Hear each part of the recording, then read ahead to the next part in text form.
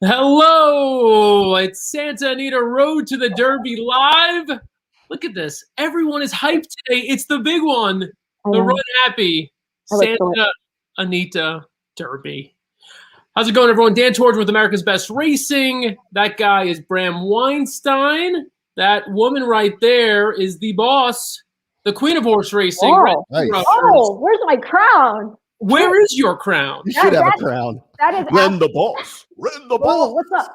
You know, that's a lot of pressure to live up to that title, Dan, but I will hope to live up to the esteem you have shown me here, that I'm worthy of, or at least you think I am. We'll see. No pressure at all. What a set he has, by the way. Check the set. Oh, Bram? Yeah, Bram totally is like, yeah. He's like, oh, yeah, I'm just going to set my fancy $500,000 set here. And who's the boss now? So if you haven't joined us for the first couple of episodes of Santa Anita Road to the Derby Live, you know that the next couple of hours, what we're going to do is we're going to watch the races live. We're going to bet on them live. We're going to give you live analysis. And we're going to have live guests at the track, the first of whom is going to come up in a few minutes. Before we get started, though, we invite everyone to not only share your thoughts, share your comments, let us know who you think is going to win the RUNHAPPY Santa Anita Derby. Also, grab a drink, have fun. This isn't some old, boring, stiff handicapping show. We're here to have fun. But I will tell you, we will try to drop some information, and Ren will drop the pedigree information. Ren, I like, this is totally a tribute to you. Look at this beer that I'm drinking today.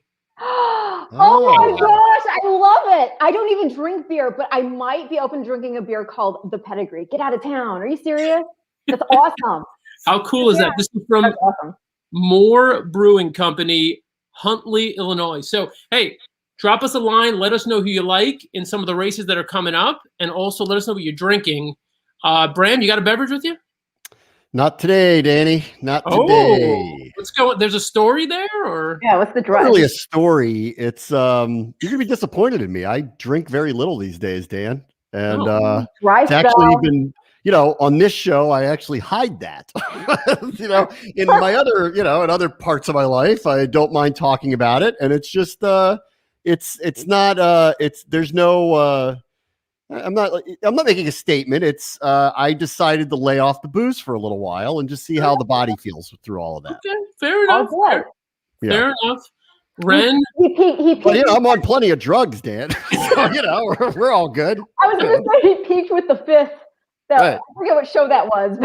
Yeah, we're good. Oh my God, Ren, we've got an awesome lineup of races coming up from Santa Anita. The sixth race is the Santa Anita Oaks. Bram is professional, 100%. Do you mind if I do? I like being in control of showing the comments. How do you feel about that, man? Please do. Like, it's one less thing I have to do. I'm all about it. What about you, Ren the boss? Ren the boss. Well, I'm just sitting back and letting you guys steer. That, I like being the passenger.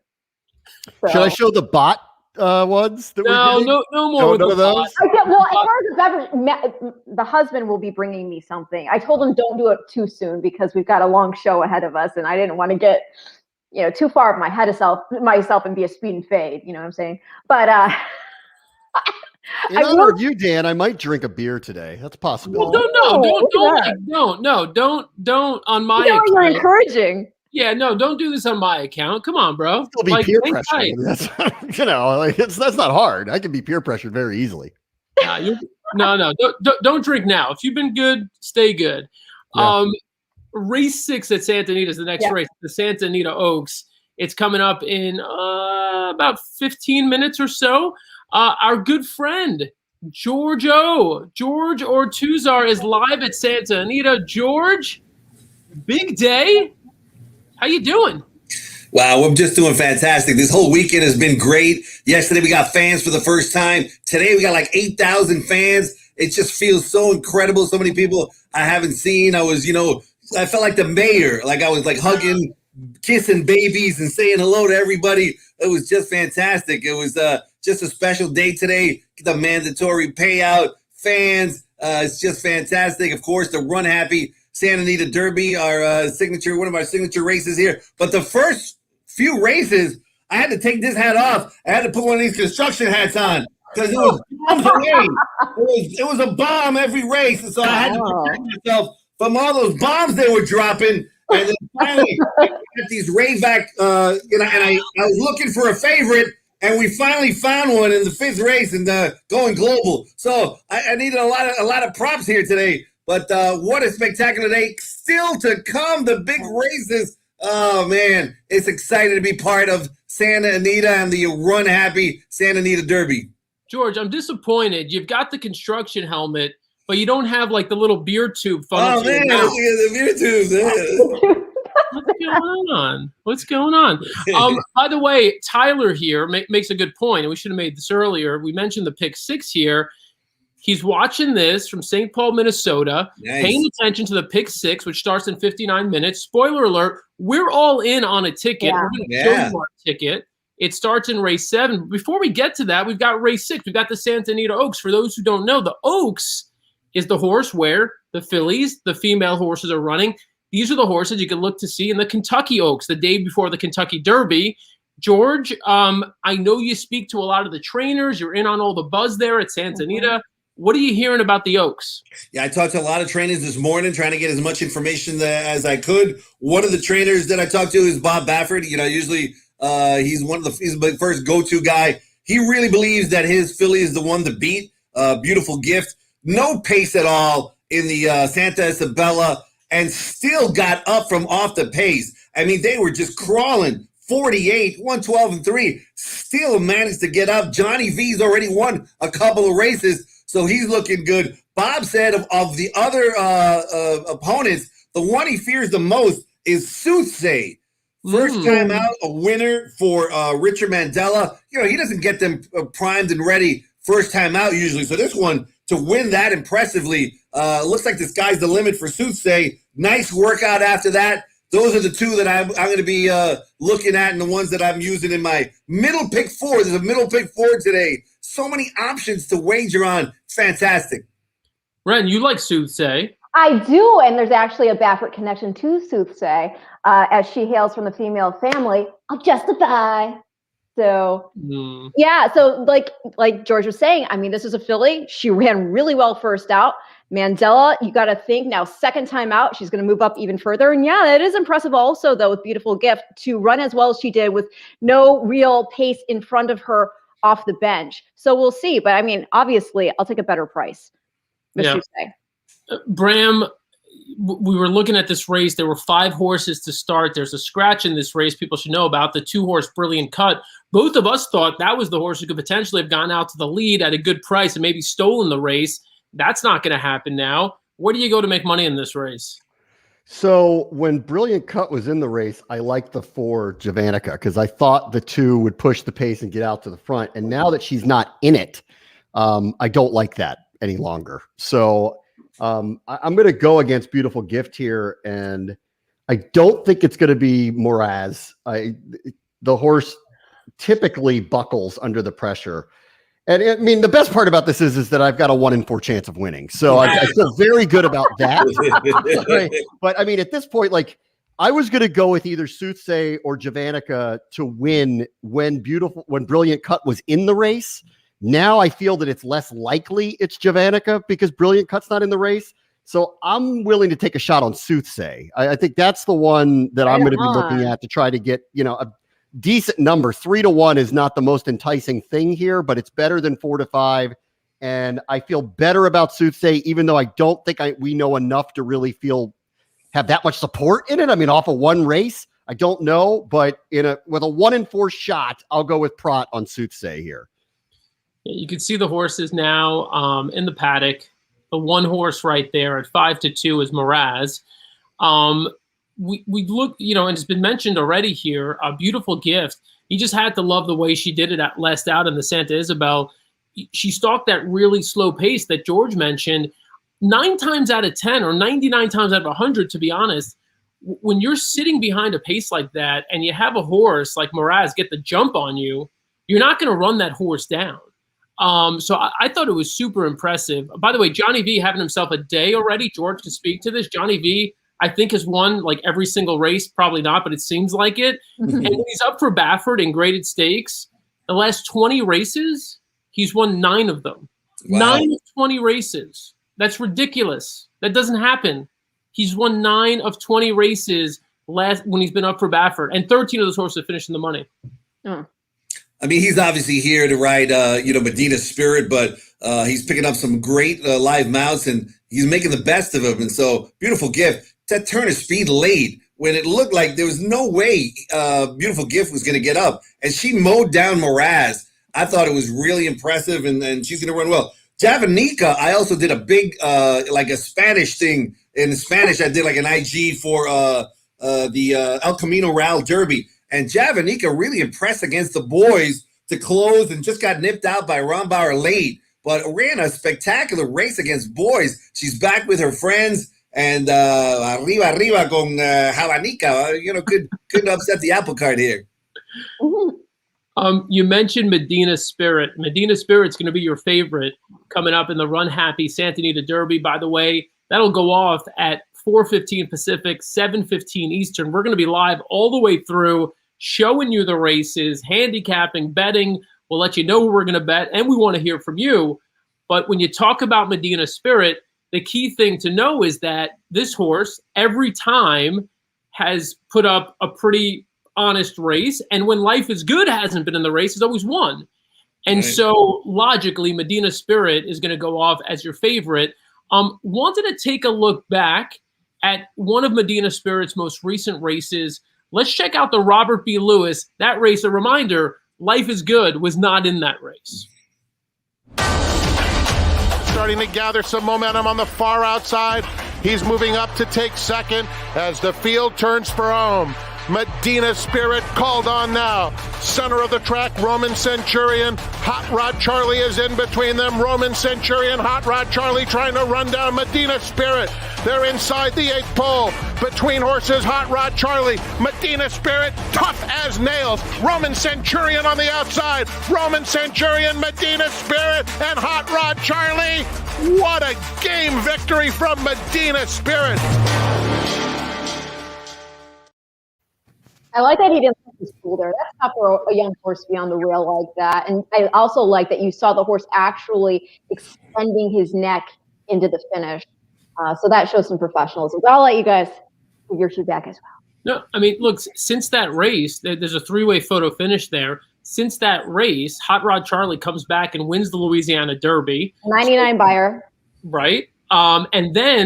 And here was kind of a little bit of a question mark. Roman Centurion, who was supposed to be in this race and scratched, came back, finished 4th in the San Felipe. I think in general, though, when you look at the big picture, I mean, this is a horse who's flattered by that effort, flattered by the fact that Life is Good, is the only horse that's ever beaten him. And obviously that horse is off the trail now. Is it that simple? Or George, and I'm only saying this because I know George is like a hardcore Medina Spirit guy. But let's be honest. There's a little more pace in this race. Parnelli, the 4-horse, blinkers on, Maldonado up, speed. You got the great one, speed. You have a horse like even Backring Luck who could show some speed. Are you not concerned about that? I personally am not concerned at all. It's like Occam's razor. A lot of times the easiest definition is the correct answer. Medina Spirit. Remember Matt? I think Matt had Roman Centurion that day, and I thought it was going to go right by Medina Spirit, and Medina Spirit just kept fighting. Comes back in the San Felipe, the same cast of characters except for Life is Good, and Life is Good beat him, but none of the others could get past him. Even the horse on the inside, Peter Urton's horse, Dream Shake, had every right to go by. I wouldn't go by. You add to that fact that Jay Priven reported that Medina Spirit had an partially entrapped epiglottis. I know when my epiglottis is trapped, I can't do nothing. So, even with the epiglottis trapped, still managed to win. I think this one is sitting, Bob said he's sitting on his best effort to date, and I think that he's going to win this race. I agree. Bram, thoughts on Medina Spirit? Any vulnerabilities? Not betting on that horse. It's not happening. Yeah, not happening. He's on our pick 6 ticket. Okay, all right. So here's how I see it. All right. So the real contenders here all got blown out. And I get it. The horse that blew them out isn't here right now. right? But they did. And oftentimes, I think we find that we're expecting them to do something they didn't do the last time, even though maybe they were just up against a monster. So I'm trying to figure out, like, which one of these is going to have the bounce back. And if the number is going to be better on Dream Shake, I am more likely to lean that way. And the other one I like is the Great One right now, which had a really off race the last time. So what we're looking for here is a horse to have a massive bounce back after getting blown out. And I don't really think that that's predictable.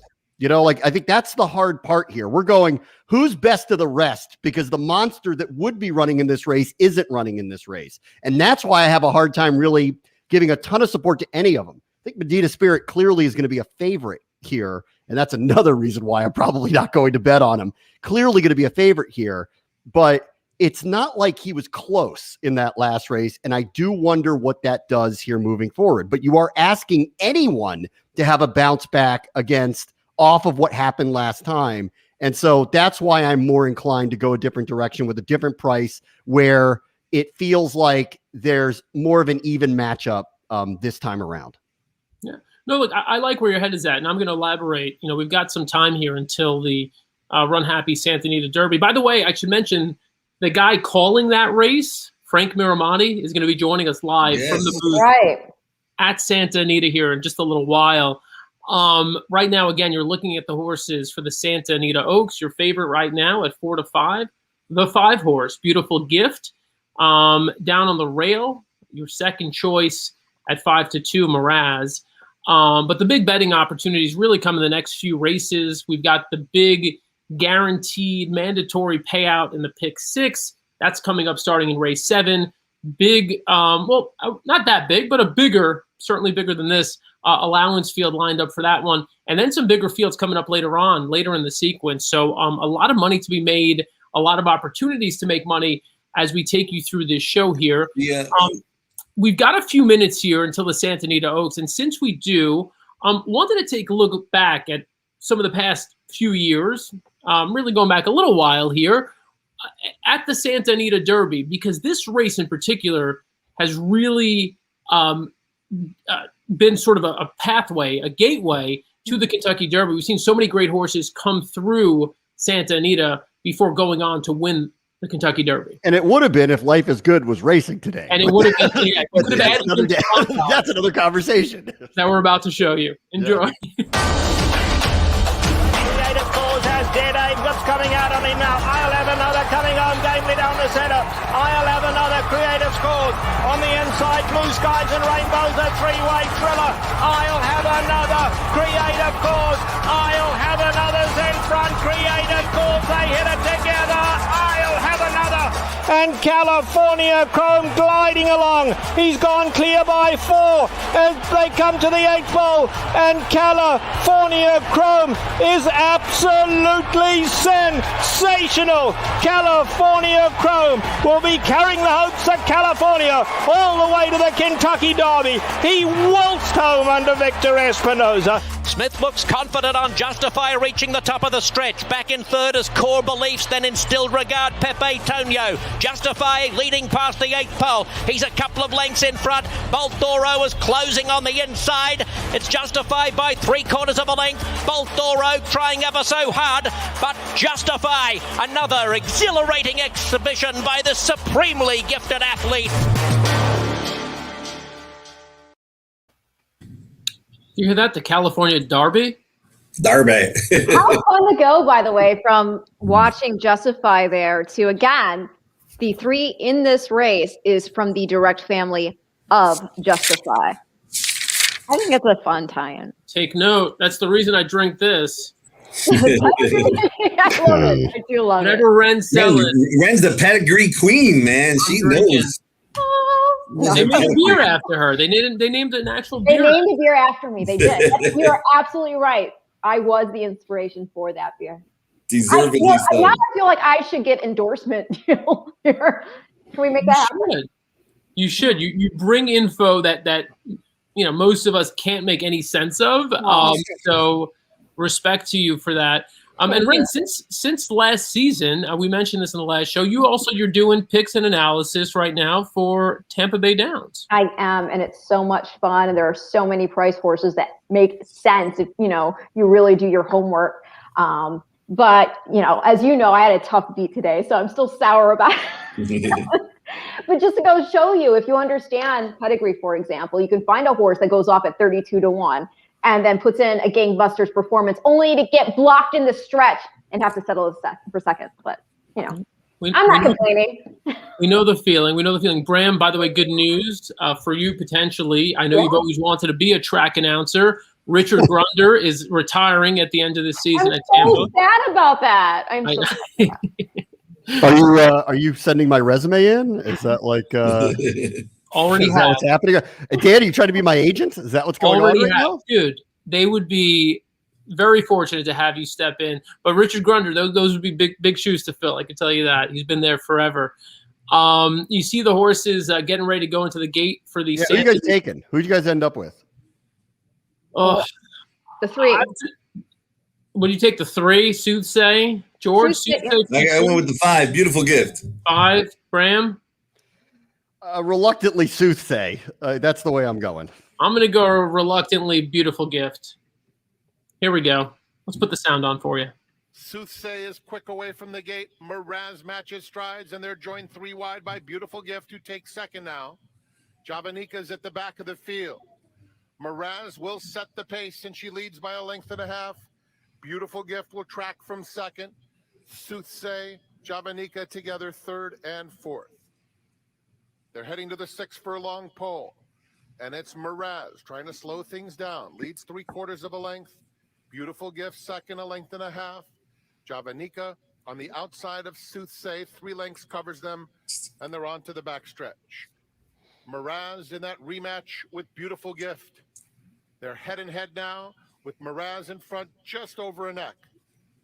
Another 2 lengths, Soothsay and Javanika. They're coming to the half-mile pole in the Santa Anita Oaks. Umberto Rispoli and Miraz showing the way. Soothsay has a little bit of room at the rail, and she's going to make an early bid. And there goes Soothsay, making a move and taking command with 3 furlongs to run. Miraz is in between horses, and Beautiful Gift on the outside. 3 of them now right across the track. Another 3, Javanika. They have 1/4 mile to go.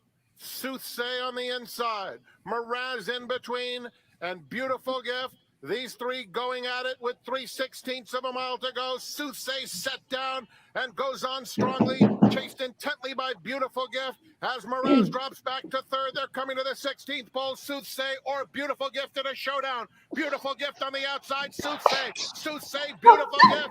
Soothsay, a stellar performance, winning the Santa Anita Oaks. This is what we told Dan Tordjman earlier today. Ren and Bram are going to take him down. What's he going to do, Dan Tordjman? What? You know what's up. You cannot fight the pedigree. Justify the family of Justify. You just got 4-1 in a 4-horse field. Right. I mean, Ren and Bram just giving you free money right now. Yeah. Where Ren and Bram, where can people send their letters of thanks and baskets of fruit and I'll just take the track announcer job as a thank you. Thanks, Dad. For Ren, Ren should be paid for these. You should be sending donations to her immediately. I can post my PayPal later. On big days like today, big jocks really show up, and that was just a brilliant move by Pratt. Yeah. That he saw that opening, he saw the pace was slow, he made a move to the front there. That was all Pratt, and just a really heads-up ride by him, and we're going to see a lot of headsy rides by Pratt, and I think Velasquez as the day goes on. I honestly, Brilliant Cut not being in this race was a humongous difference. I mean, it changed everything about the way that I thought that this thing could play out, and the only shot was going to be Soothsay, and so you had to take your shot, and I agree. 4-1 in a 4-horse field, that's ridiculous. Wow. Okay, that's absolutely ridiculous. That was a gift. Yeah. Thank you, Lord. I'll take it. It's a great start. We got more races to come. By the way, in addition to Santa Anita, we know there are big races across the country, 3 Kentucky Derby preps. The Wood Memorial at Aqueduct is only a couple minutes away. I don't know if you guys have had a chance to take a close look at the race. I have. I really like Crowded Trade, the 2-horse, currently 6-1, which I think is kind of a big price. I would get in on that. Risk Taking is the favorite right now. The 4-horse for Chad Brown. The other interesting horse is Prevalence, coming in from Gulfstream off a couple of big wins, stretching out 5-2 right now. Prevalence, and then the rest of it is just 5-1 and up. Ren 7-1 on Weyburn right now. 7-1. 7-1 on Weyburn. Yep. 7-1. Yep. Ren, any thoughts on the Wood? I don't have any thoughts on the Wood. I'm actually, to be completely honest with you, I'm a little distracted because the Madison at Keeneland, that's also going off, is going to be going off. And I have a huge, huge soft spot for Kamari that goes beyond just the fact that she's obviously a very game racehorse. But she, speaking of pedigree, hails from the direct female line of a stallion that we used to own. And so I have even more of a soft spot for her. She's very, close to my heart because of that. So I was just kind of curious how she looked here in the post parade. So I'm sorry, I don't have a Wood analysis for you. Ren, the one I like there is Candyman Rocket. Did you get to see him at all when he ran the Tampa Bay Derby? I actually do analysis remotely. So no, I was not on site for the Tampa Bay Derby. But I mean, the horse obviously looked great, great flash, what you would expect from a Mott horse. But as far as the Wood goes, let me pull it up. He really disappointed there, but I think he's going to bounce back with a much, much better effort. Candyman Rocket here today at the Wood. By the way, showing some of the comments, Ren, I'm cutting you off only to tell you that all of the credit for that last race on Soothsay is going to you and not to Bram. Oh, well. I'm not offended by it. I think it belongs. Ren, there you go, Ren. Maybe it's because Bram liked her because he could, being a little bit of the contrarian, whereas I had like the justified passion for her. I don't know. but Bram liked her, and liking her is liking her. So yeah, he gets credit. Listen, if I was watching this show and I was talking, I would just hear meh, meh, meh, meh, and then you're talking. I'm like, what's that? So it's fine. I'll be the Charlie Brown teacher. It's fine. We all know what happened here. We both got it right. It's fine. That's right. How you get there, so long as you get there. Correct. But yeah, what you were saying, George, about Candyman Rocket and the Sam F. Davison. Yeah, you're right. On Tampa Bay Derby Day, but he's still a horse that just always looks really good, that has looked consistently good in the flesh. Let me see here. I'm just trying to pull up to see. It's been a long day. You guys talk. An interesting tidbit, since we got a minute here in the RUNHAPPY Santa Anita Derby is Defunded. Defunded is a Bob Baffert runner that first time out at Del Mar just threw an absolute fit at the gate, just a ridiculous fit. Still kind of ran third despite that. Baffert said they took this one to work from the gate, and in the works, trying to get gate works out of him, also threw major fits at the gate. So they finally decided to geld him. He came back after being gelded and ran in that sprint race that made a special race. And what a great turn of foot late. So they're giving him a chance to see if he can handle the 2 turns. Gelding him certainly seems to have been the right choice. So there's a runner that you might take a chance at. And if you bet through first bet right there, you get up to $20 to win. You bet on $20 to win on a horse. And if he comes in second or third, you get your $20 back. If he wins, of course, you win money. So that's a good promotion there for the RUNHAPPY Santa Anita Derby. And Defunded, seems to have a reason to not run well, gelded, and now is doing well. Not that this will last, but the 70-1 Market Maven is front running on the backstretch of the Wood Memorial right now. I can't imagine that lasts, but we'll 24-4 first quarter. Weyburn on his tail. It looks like Prevalence, to be honest, is under a bit of an early ride here, and it just kind of is. Tyler Gaffleon looks like he's trying to keep Prevalence interested. And then you have Candyman Rocket making a bit of an early move. Down on the rail, Brooklyn Strong is under a bit of a heavy ride, does not seem to be responding yet. And then you've got a wide move, an even wider move by Dynamic One. Let's see. Off the turn here, it looks like it's going to be Wayburn on the lead, but he certainly doesn't look loaded for bear. I mean, I could see him flattening out here. Dynamic One, 12 to 1. Fletcher horse is going to win. Now, this is my horse here, the 2-horse Crowded Trade. If Crowded Trade could straighten out a little bit, that was my pick in this race. Also on the far outside, Bourbonic. Bourbonic, 70 to 1 just won the Wood Memorial. Oh, my God. 70 to 1. Totally my long shot price. I hope my dad played it. I hope he played it. I told him to play Bourbonic. Pletcher goes 1-2 at the Wood Memorial. His winner is 70 to 1. His second place horse is 15 to 1. You guys are gonna for sure go, oh yeah, right. But I was about to say to you, right when you, no. Right when you said that the race was off, I was like, oh, forget, I won't say anything. I was like, how the heck are you getting Todd Pletcher at this price with the son of Bernardini? It's 72 to 1. 70 to 1 won, 15 to 1 came in second. Pletcher goes 1-2. Carmouche on the 3-horse Bourbonic. I literally told my dad before we went live, I love the 2, but use the 3 in your combinations. Please tell me you did. I wish you would have said that, I don't know, 5 minutes ago. I got to wear this hat for the Wood as well for New York. I got to put this hat on. Oh, my God. My dad hit the try. He just texted me. He hit the try. It's going to be huge. Max, next time I see you, treat a girl to a little beverage.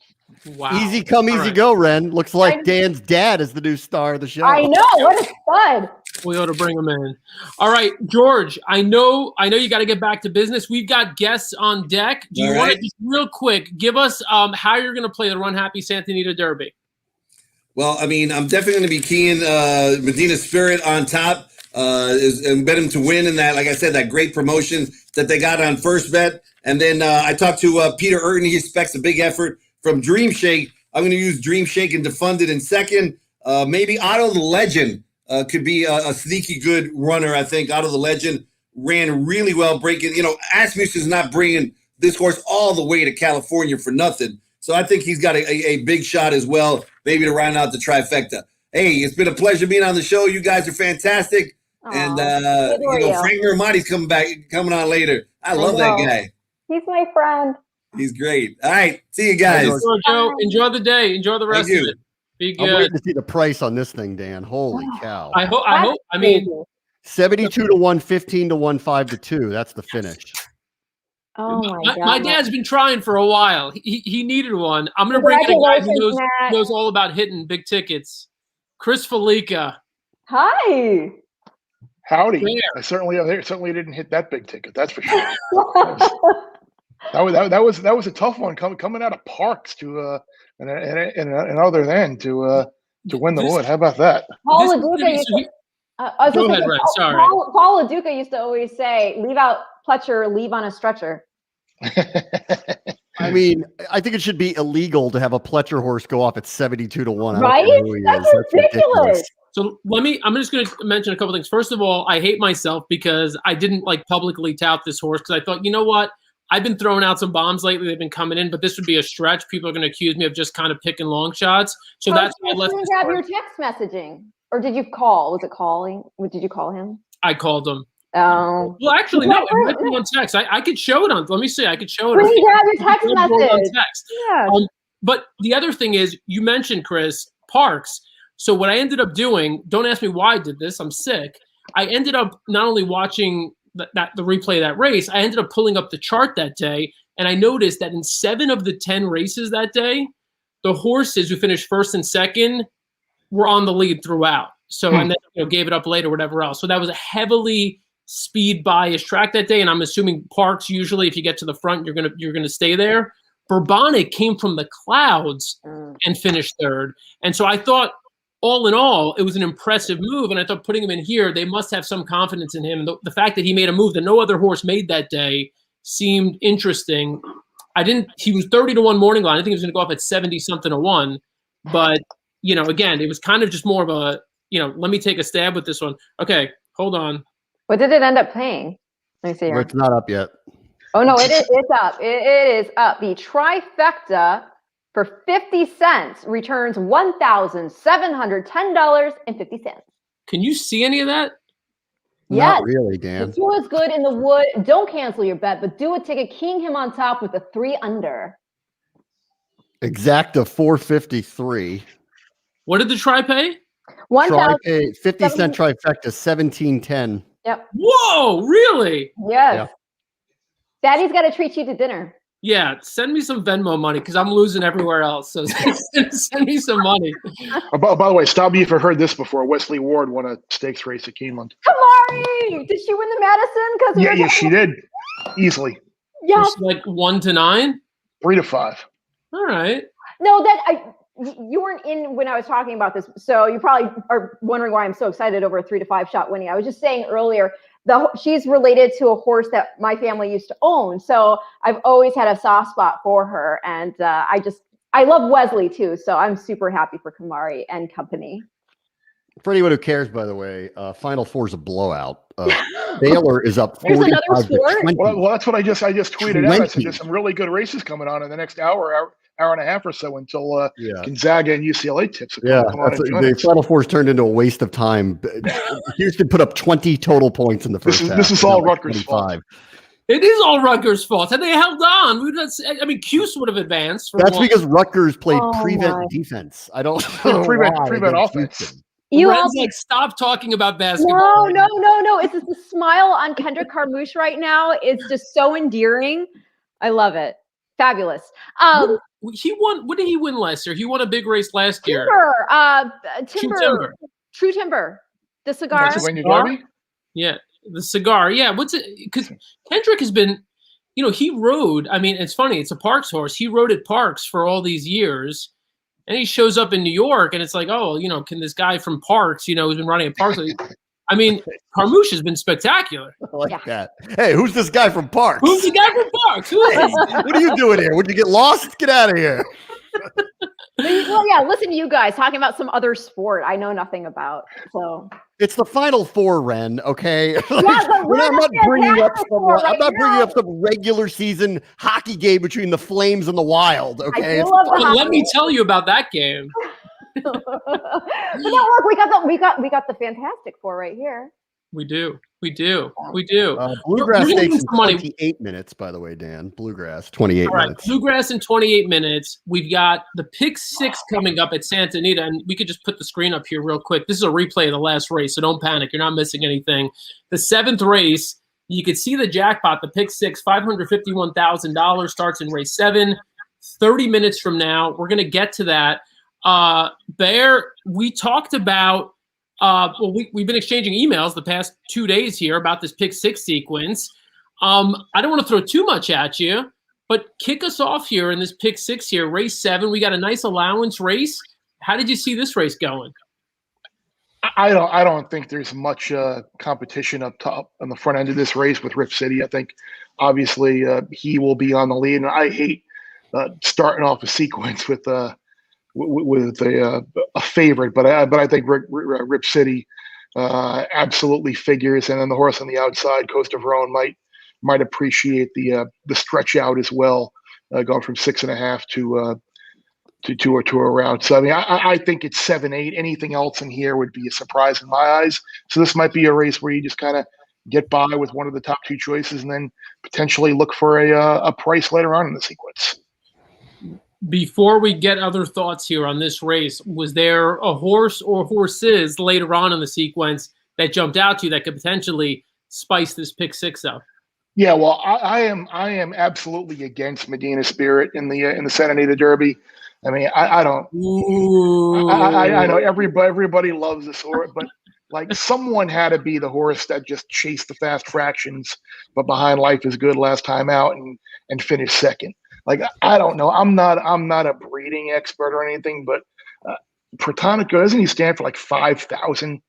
And you're telling me this is a horse that's going to deserve to go up probably 8 to 5 or so? No, here's the thing. This horse, he's already been, even apart from the pedigree situation, because the horse has shown enough on track at this point, and to have thrown down the way he did with Hot Rod Charlie right there, and then to have Hot Rod Charlie flatter the form to go on, win the Louisiana Derby, and put up a 99 Fire figure, which I believe is one of the best figures we've had from the 3-year-olds so far. That's flattering the form. And then going into that last race of San Felipe, as George was mentioning before, the horse had a slight epiglottis. There we go. Thank you. I can't even say it. It's tough to say. Yeah, I know, right? So he has a legitimate excuse there. He's had that resolved, and it's a very minor procedure. So he has, again, an excuse. And anyway, to lose the horse like Life is Good, by that margin, when you have a legitimate excuse, I think makes him still a horse that you should respect here today. Yeah, so I'm leaning towards Dream Shake and Rock Your World, one of those two. I think the great one is obviously going to be someone that's going to determine whether Medina Spirit will be around late in that race. I think the Royal Heroine after that, I think like anybody but the horse on the far outside, I think can win. Is there really that much difference between the 8-5 favorite Charmaine's Mia and a horse like Tapwater or Ride for the Cause? I mean, I really don't think so. So I think those are a couple of potential price options there. The Evening Jewel, I like a horse who's still a maiden in that race. I like the 3-5 Pharaoh, who was well meant in her debut, drew the rail. It was 3-1 and got beat by Prayer for My Owner, who was on the outside in this race. So that's another price horse that I would consider looking at there. The 11th race, I think, is another wide open type race. I mean, I can make a case for like four horses in here. I think Noble Hearted, obviously, shorter price, second versus winner figures. Lavender, I think, with John Sadler, 6-1 morning line is nice, as is the Mike McCarthy horse on the rail. Good on paper, I think, is someone coming off of a little bit of a layoff can figure in. And then the last race, I think, obviously the Chosen Run is probably the horse to beat, and I'm guessing a lot of people are probably going to single that horse. If you're looking for a price to potentially win that race, I think maybe you could look at the 5 Found My Ball or the 11 Mr. Bold might be another long shot. So those are the non-favorites that I potentially am looking at to spice up my ticket. Well, hell, you took us right through the sequence there. I tried. You say you didn't want to throw too much at me, so I figured I'd eliminate any more questions by going filibuster here. There you go. Go grab a beer. Go to the bathroom. Do what you got to do. There you go. What are you drinking? It's just a little Gatorade Zero. By the way, I'm like a big citrus cooler guy for Gatorade, but I can never find it. So someone told me if you take the orange and if you take the lemon lime and you mix it, that's basically citrus cooler. So that's my new thing now. You 100% week after week. Mixology. Week after week, whether we intend it or not, people are learning things here on this show that they just can't get anywhere else. No, honestly, Chris, like if we send this clip to Gatorade, it's possible the bear flavored Gatorade Zero will be created, and that's a distinct possibility off of this. Yeah, I would like that. We'll have to get the Coke people involved because that might be some like beverage competition between the Gatorade company and the Coke company, and being Coke is the official sponsor of a lot of our game-based stuff. So I don't want to get in trouble here.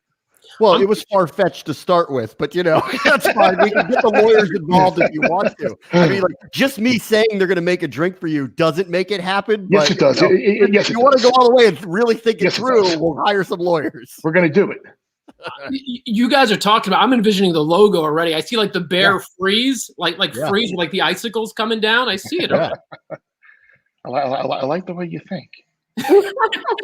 Yeah, I'm going to be the new. Where am I going to be the track announcer, Dan? I forgot. Where am I? You're going to Tampa. You're going to replace Richard Grundy. Oh, that's right. I'm moving to Tampa. You're going to get your own beverage line. Ren, what do you got? What are you up for? I'm going to get an endorsement deal with Pedigree Beer. Ooh. And whoever wants to hire me, that I can do a job that doesn't compromise morals. So, on that note. I was going to say, hard right. I will tell you who I like in this upcoming race. All right, let's get the prices up. That's a great name for a horse, by the way. Compromised Morals. That would really be a great horse name. Is that under 18? I don't know. Yeah, we can make it that way. I was going to say, lose an E or something. Exactly. This race, by the way, and Chris mentioned it, the 7-horse Rip City. If this race is run the way these horses have run before, Rip City is going to be walking on the lead. Mm-hmm. It's possible. Should kick away. I mean, there's no one who's really shown the kind of speed it would take to keep up with Rip City, though I will say Coast of Rhone stretching out.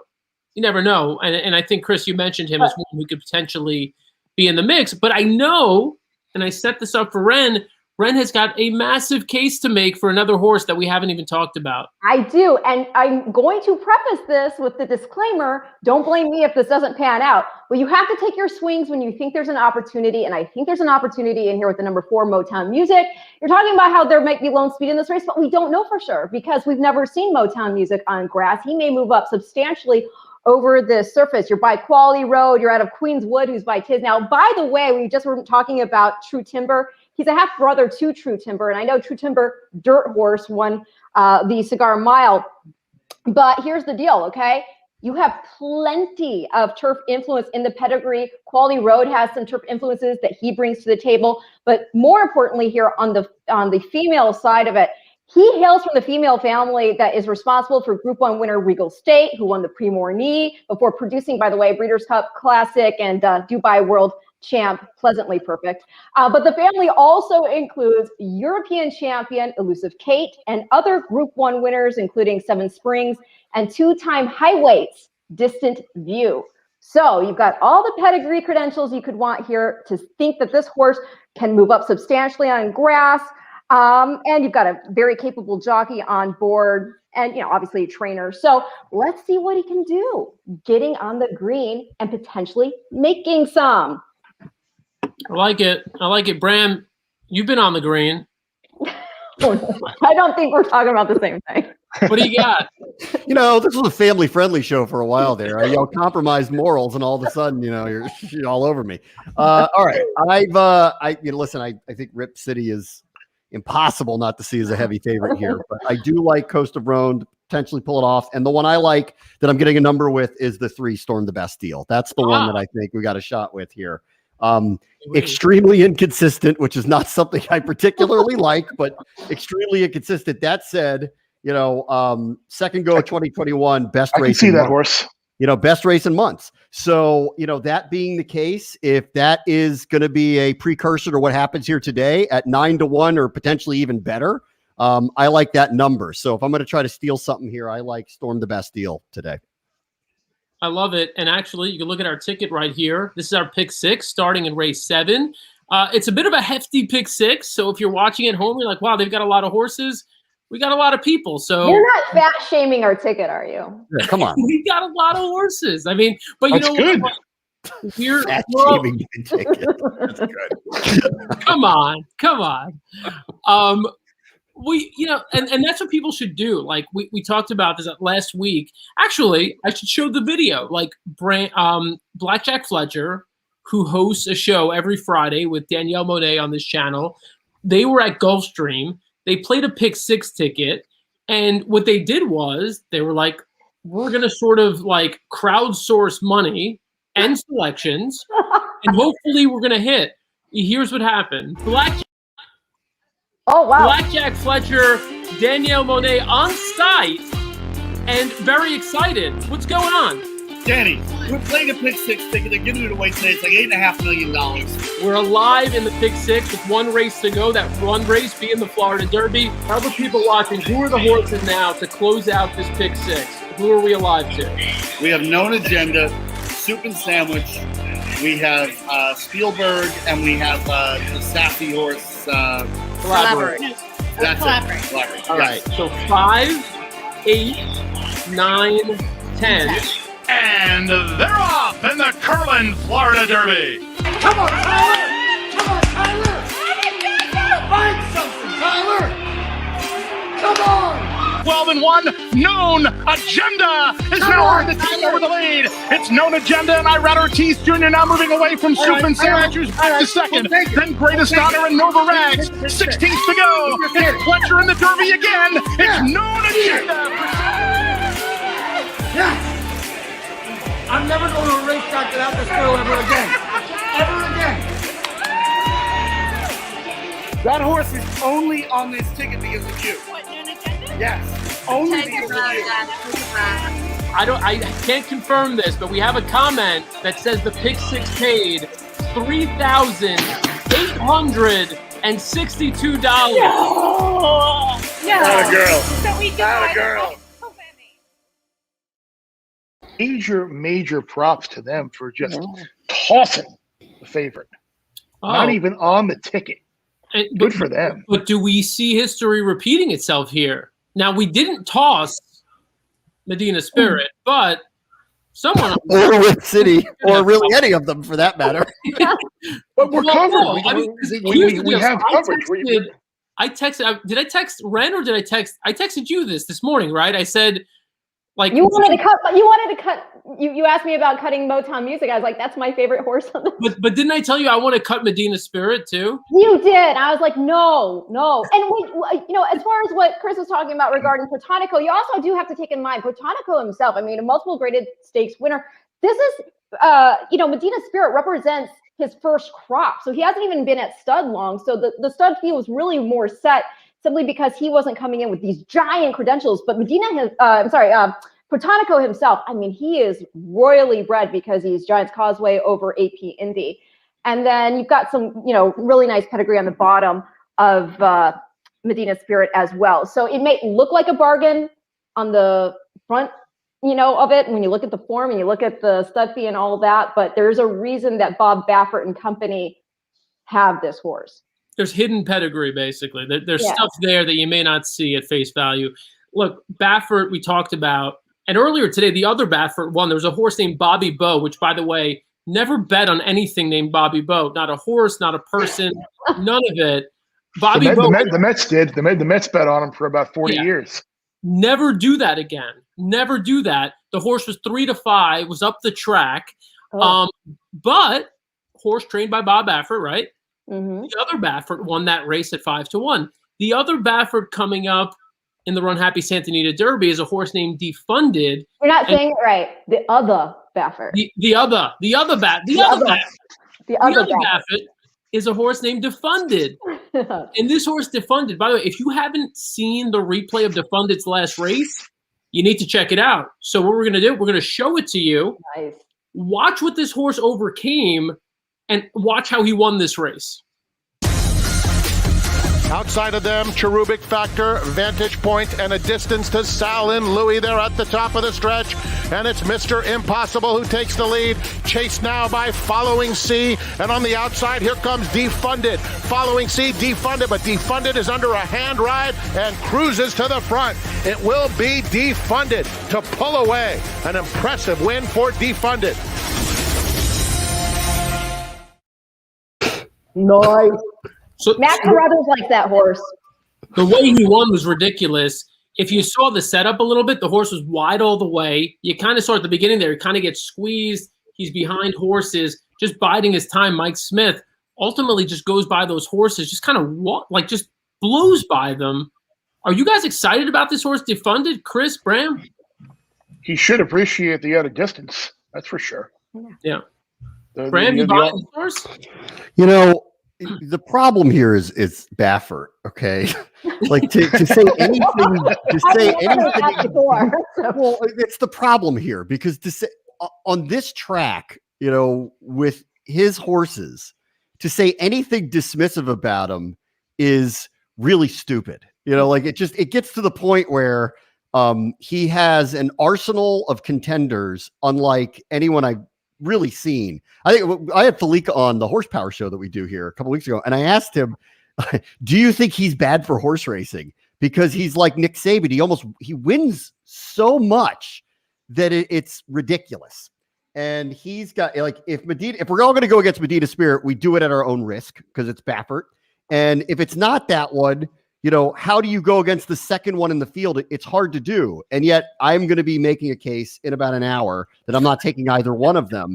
And I feel like I'm consistently on the wrong side by saying anything like that. Like he is one of, and I don't think it's celebrated enough in sports in general. he is one of the most dominant forces in all of sports right now over the last, I don't know, 5 to 7, 8 years, whatever the run has been. And it's almost unmatched with the amount of things that he has been able to accomplish on an annual basis with the Triple Crowns and a horse that didn't run as a 2-year-old and won the way that he won. And that every year he comes back, and think about what happened last year where he had Nadal gets hurt. He's running in the fall. He's winning anyway. It's really, life is good goes out. Doesn't matter. He has other contenders here. It's really remarkable what he puts out there week after week, no matter what happens. And so while I won't be betting on him, I feel like that's just the wrong thing to even say right now. Well, what was I doing, by the way, on March 6th? I know it was not playing Santa Anita because this horse checks all the boxes on meetings that I would have played. Horse was 5-2 with Delmar last year, broke from the rail, had trouble and didn't run, and comes back off the layoffs, outside draw 9-1. Gosh, whatever I was doing March 6th was not as profitable as what I could have been doing. That's for sure. That was San Felipe Day, actually, right? Didn't we close that show with like a look ahead or some sort of thing? I'm trying to remember what it was exactly, but somebody liked that horse. Well, I'll tell you. Oh, sorry. Go ahead. Yeah, go ahead, Ren. I was just going to say real quick, because the last Aqueduct, Matt Carothers, my husband, when he dropped this off, he told me that his best bet of the entire day of any track is coming up here in the last race at Aqueduct. Bring it. 2-horse, just awful. And he showed me the replay last night. I do have to agree. The trip this horse had was awful last. Wait, which horse? Which horse is it? The 2-horse in the last at Aqueduct. It's his best 8 weeks bet. long? I guess. I don't have it right now. I'm betting right now. The 2-horse that you only got a minute to post, so just go ahead and bet this, and then as we're betting it, Ren, you could tell us the story. Oh well, I mean, it's just real short. Just the horse had a horrendous trip last out. Was in, was out. Had so much horse coming into the stretch, but at that point when the horse got clear, it was too late. So he's been, very excited about this horse from watching that replay last night into today, and again, best bet of any card, any track. Well, obviously any track. So there you go. Race when Matt Carothers the last race at Aqueduct, the 2-horse. All right. Well, that's coming up. When Matt Carothers has a feeling on a horse, you just bet it. I've learned from experience. I've sometimes overlooked horses. He's mentioned at 15-1, 20-1. They always hit the board. So this horse right now, you're getting at Aqueduct at 9-1. 8-1, right? Yeah. Bet the horse. 8 weeks long. That's the great. I'm not here to kiss up to Matt because of the company we have, but you're right. When Matt's giving out picks, he's not giving out favorites. No. And he's giving price horses, and like you said, they usually run. So I mean, your ROI on his plays has to be pretty darn good. Thank you for saying 8 that. weeks long. That's what random. people are saying. 8 weeks long. You bet. They're going in the gate, so bet now. Fine. Bet. Hurry. And we also have 7 minutes until the big one from Keeneland, which is the Bluegrass Stakes. Essential quality right now, by the way, 1-2. 1-2. That's my heart horse of this 3-year-old division. I mean, you gotta like the horse. I mean, look, the horse has done nothing wrong. You gotta appreciate him. He's been incredible. Loves Keeneland. I mean, royally bred, undefeated, and sweet too. I mean, is he sweet personally? After the Breeders' Cup Juvenile, Brad Cox was so nice because we wanted to get some follow-up package material, and got to go to the barn, and he's a cuddle bug. He's so sweet. And so when you have a horse that's that talented, that royally bred, and on top of it has a tremendous temperament, how can you not fall in love with them? Fair enough.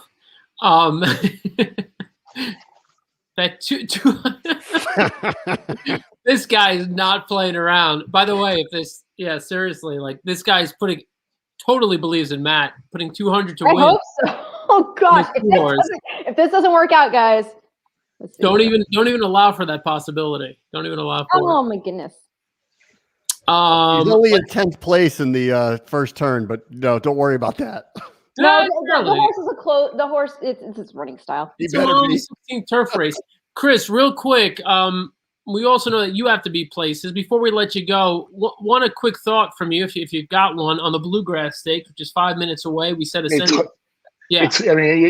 I can't get by Essential Quality. Yeah, I mean, he loves the track. Highly motivated. I bet him last time out at Aqueduct. I mean, he should improve, but I don't think he has to turn a foot. At least what I saw in that race. I mean, Essential Quality is going to be forwardly placed, and I don't think there's going to be much contesting for him on the. I think the horse is to beat. And I hope he wins. I want an undefeated horse in the Derby. All right. Odds right now, right here that you're looking at, are for the 7th race at Santa Anita. Huge pick 6 mandatory payout jackpot. The 7 Rip City 4-5 is your favorite. I'm going to tell you, we got somebody here in the green room who I'm just going to let in because he's got huge opinions on the Bluegrass Stakes. Ellis Starr, I know you want in. You want to talk about this Bluegrass. Give it to us. Hello, everybody. Well, I agree. I mean, Chris, I was talking to somebody yesterday, by the way, who said, I said to him that Cox knows that they don't need the points. And so if another horse really goes at him, at his throat latch, at Essential Quality, maybe the instructions will be don't go. And so he just shook his head and say, no, that's not Brad Cox. So on that token, he is tough. But I'm telling you, looking at the track, looking at highly motivated warm up, those Claravich colors we've already seen today. I can't remember what stakes they won, a couple already, I think. And then, of course, Pletcher with the 1-2 in the wood now with Untreated, who got bet down from 8-1 morning line, currently sitting at 6. I mean, it's a lot to ask off a maiden win, but it's not impossible. I made win bets on both of them trying to beat Essential Quality, even though I did use them all in exotic bets. But highly motivated, I mentioned this on our ABR our stream we did the other day, Dan, just for folks here, that I think Brown entered this horse in the Nyquist Stakes to see how he liked Keeneland, with this race in mind for the spring. Just let's try him in the fall. There's no reason for Brown. Extremely well, right? He liked it okay, the track? Yeah, he liked it okay. Yeah, he ran huge. He got a 104 Equibase figure, which that's the track record, didn't he? Huh? He set the track record. Oh, everybody said track record. People were making fun of the track. Fair, well played. But he'll move up second off a layoff, and he got a 102 on the comeback in the Gotham. Now, speaking of the Gotham, Wayburn and Crowd Trade ran 3rd and 4th, so I'm not sure if that really flatters highly motivated. But I'm telling you that cameraman is not leaving him right now on the warm-up. This horse is just getting a warm-up that you don't usually see. How did they go 50 for the half in that race? I'm sorry. Hi, Ellis, first of all, and I hope you didn't think I was sticking your tongue out when you came in. I was sticking my tongue out based on the pace of that race. First of all, what the heck? And second, why stop trying to save ground, guys, on the rail and getting the horse buried in? As somebody who has, look, I'm not going to tell a jockey how to ride. These guys are the ones that are out there risking their lives. But I personally would rather have a horse clear than getting frustrated on the inside and losing energy because they're like this and having a shortened stride being on the rail. Like, just go. Find yourself some room. But okay, sorry.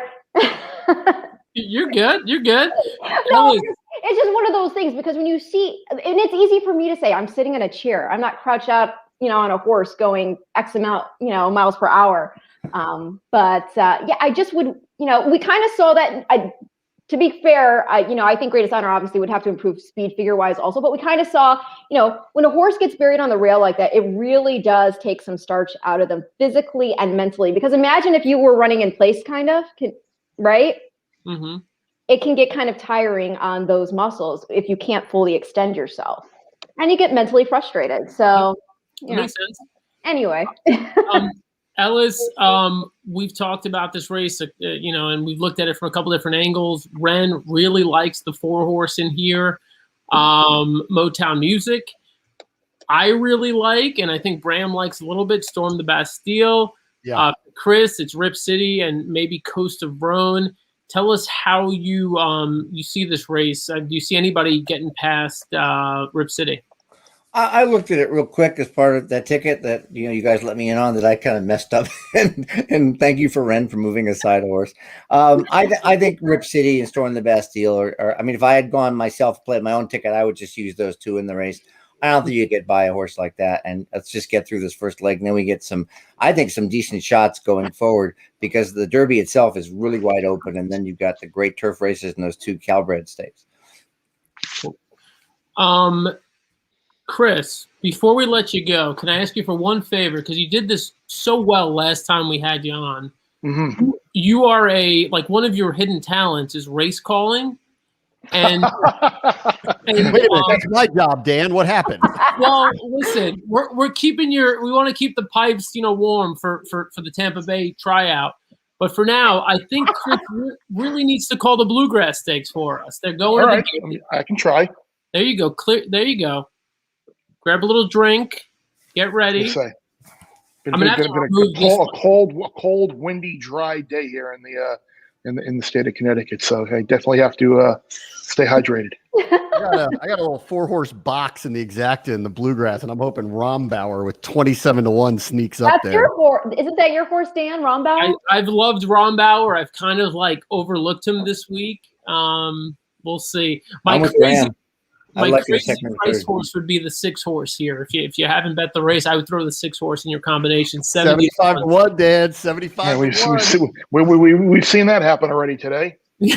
I'll just mention it. I'll mention it. I don't think the horse is going to win, but I'll mention. I think the horse could hit the board. Highly motivated, showing a lot more speed today, right to the front. All right. Essential quality is hooked right to him. Didn't corner too well. Essential quality is out very wide. Actually, I had the right horse. Yep, I had the right horse, but the track master did not have the right horse. They had it as hush of a storm. So it is highly motivated, taking him through the quarter in 23-4 with essential quality right to his outside. On the inside is the aforementioned Rombauer in third, getting the ground-saving trip. But again, it is unchanged, highly motivated, and essential quality through a half in 48-1. And they have 2 lengths on Rombauer in third. On Go is getting asked for a little run in fourth. Now he takes a slight edge for third, but it is going to be a match race between highly motivated and essential quality as they approach midway through the far turn, 3 quarters in 112-1, and highly motivated still has the lead, but essential quality is right to his outside, and essential quality has been asked, and essential quality has said go, but highly motivated is digging in and not giving up this lead. Essential quality is going to need a little bit more. It's on the outside. Essential quality starting to get there. Essential quality and highly motivated, it's going to be tight. But I think essential quality has gotten there very late. Wow. I love him. Hey, highly motivated ran a big race. Highly motivated ran a huge race. Highly motivated tried to float him out. But that was the only way highly motivated could win. Highly motivated, the only way he was going to win was to get the jump on him because he wasn't going to be able to pass him in the lane. So that is a great ride, and he just got beat by a better horse. Barely.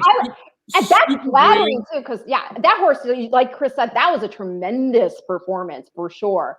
So wow.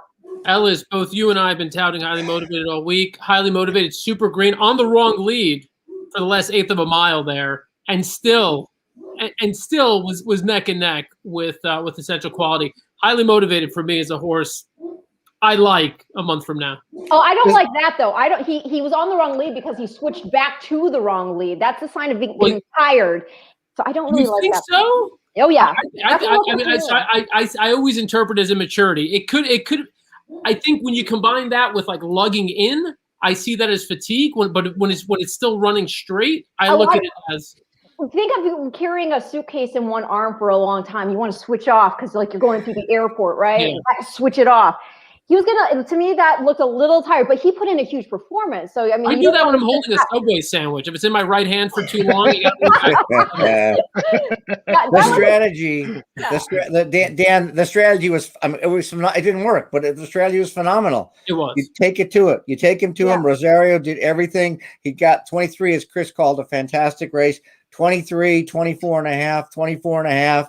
And like I said, the instructions for Brad Cox where I just don't want to lose this race, and I don't care if I don't need the points. So it's going to be very interesting. Highly motivated, definitely I'd love to see him run in a month because I think he's got the breeding by Into Mischief.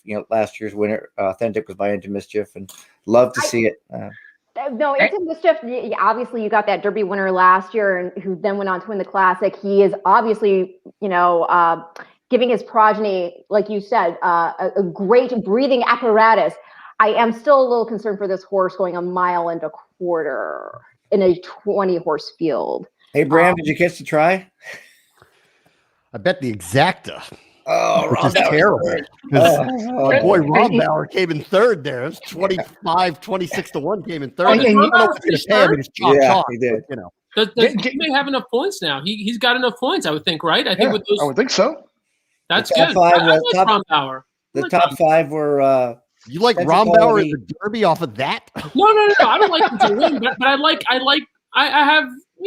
Rombauer. So, maybe I can make a case for him finishing third or something in the Derby.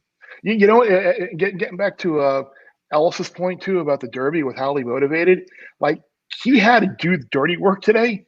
He's not going to have to do the dirty work in the Derby. He's going to have someone else up near the lead, and he can probably take a little bit more of his running style, which will be a little bit further off the pace. So, I think there's certainly a reason if you like this horse and you stuck with him, there's certainly, and you're probably going to get now a much better price than what you would have. Chris, you need to make the back half, front half of the field bet against Ren right now on highly motivated. Ren looks like she thinks highly motivated is going to finish 20th right now. I didn't say that. I mean, he obviously is tremendously talented. In fact, I would think that win is flattering. I would think that win is flattering for Essential Quality to get up over him. And I think this horse showed a lot of ability before this race. It's just for me, from the standpoint of watching, this race and then also taking in consideration how much of a stamina influence do we have going in? And then also remember that stretch there here at Keeneland, you want to be toward the front when you're turning for home because, you're going to be in better position to finish. Churchill Downs, that stretch is 1,235 feet. You need to be able to go the length of it. And you guys can bet him. All right, here's the screen right now for the 7th race, start of the pick 6. Real quick, I just want to show our ticket. I also, to be fair, Chris, you've been generous with your time. You could hop off now. You could watch this race. I'm gonna watch the race with you. I mean, we got to have good karma. I'm going storm the Bastille here. Storm the Bastille. Are you a Rush fan, or are you just like the French? I don't know.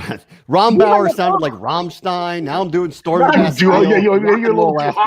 I saw Rammstein in concert. You did? Wow. I did. I'd like to hear that story in a moment.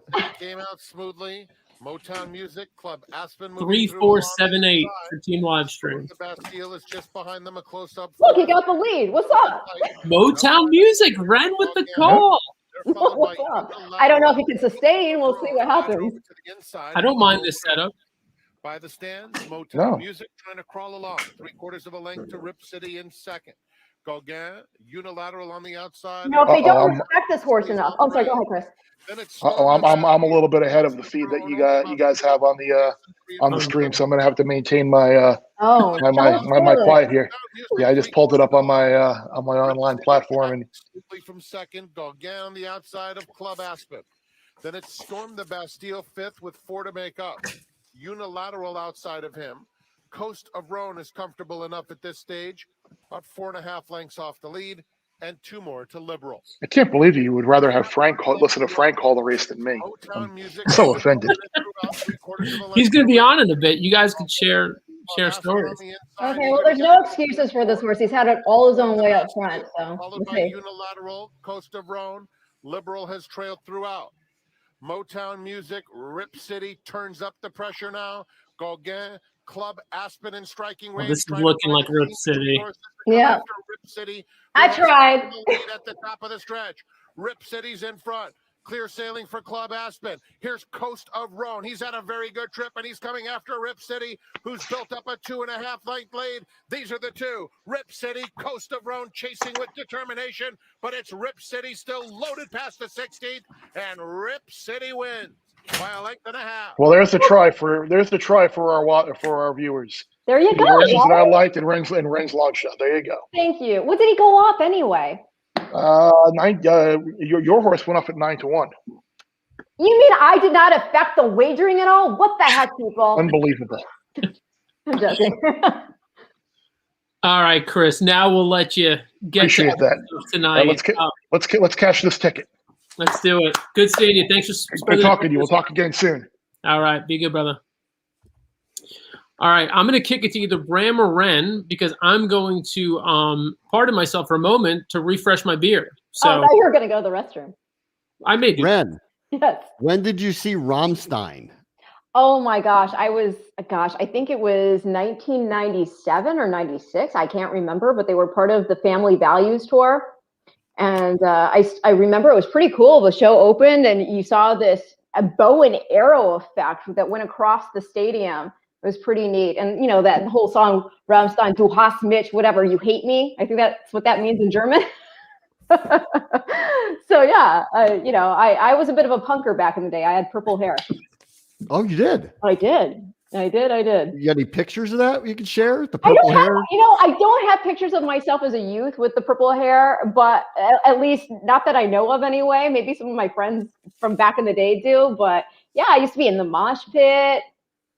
Getting my jam on. Nice. What happened? What changed? I still like my aggressive music. I'm not going to lie.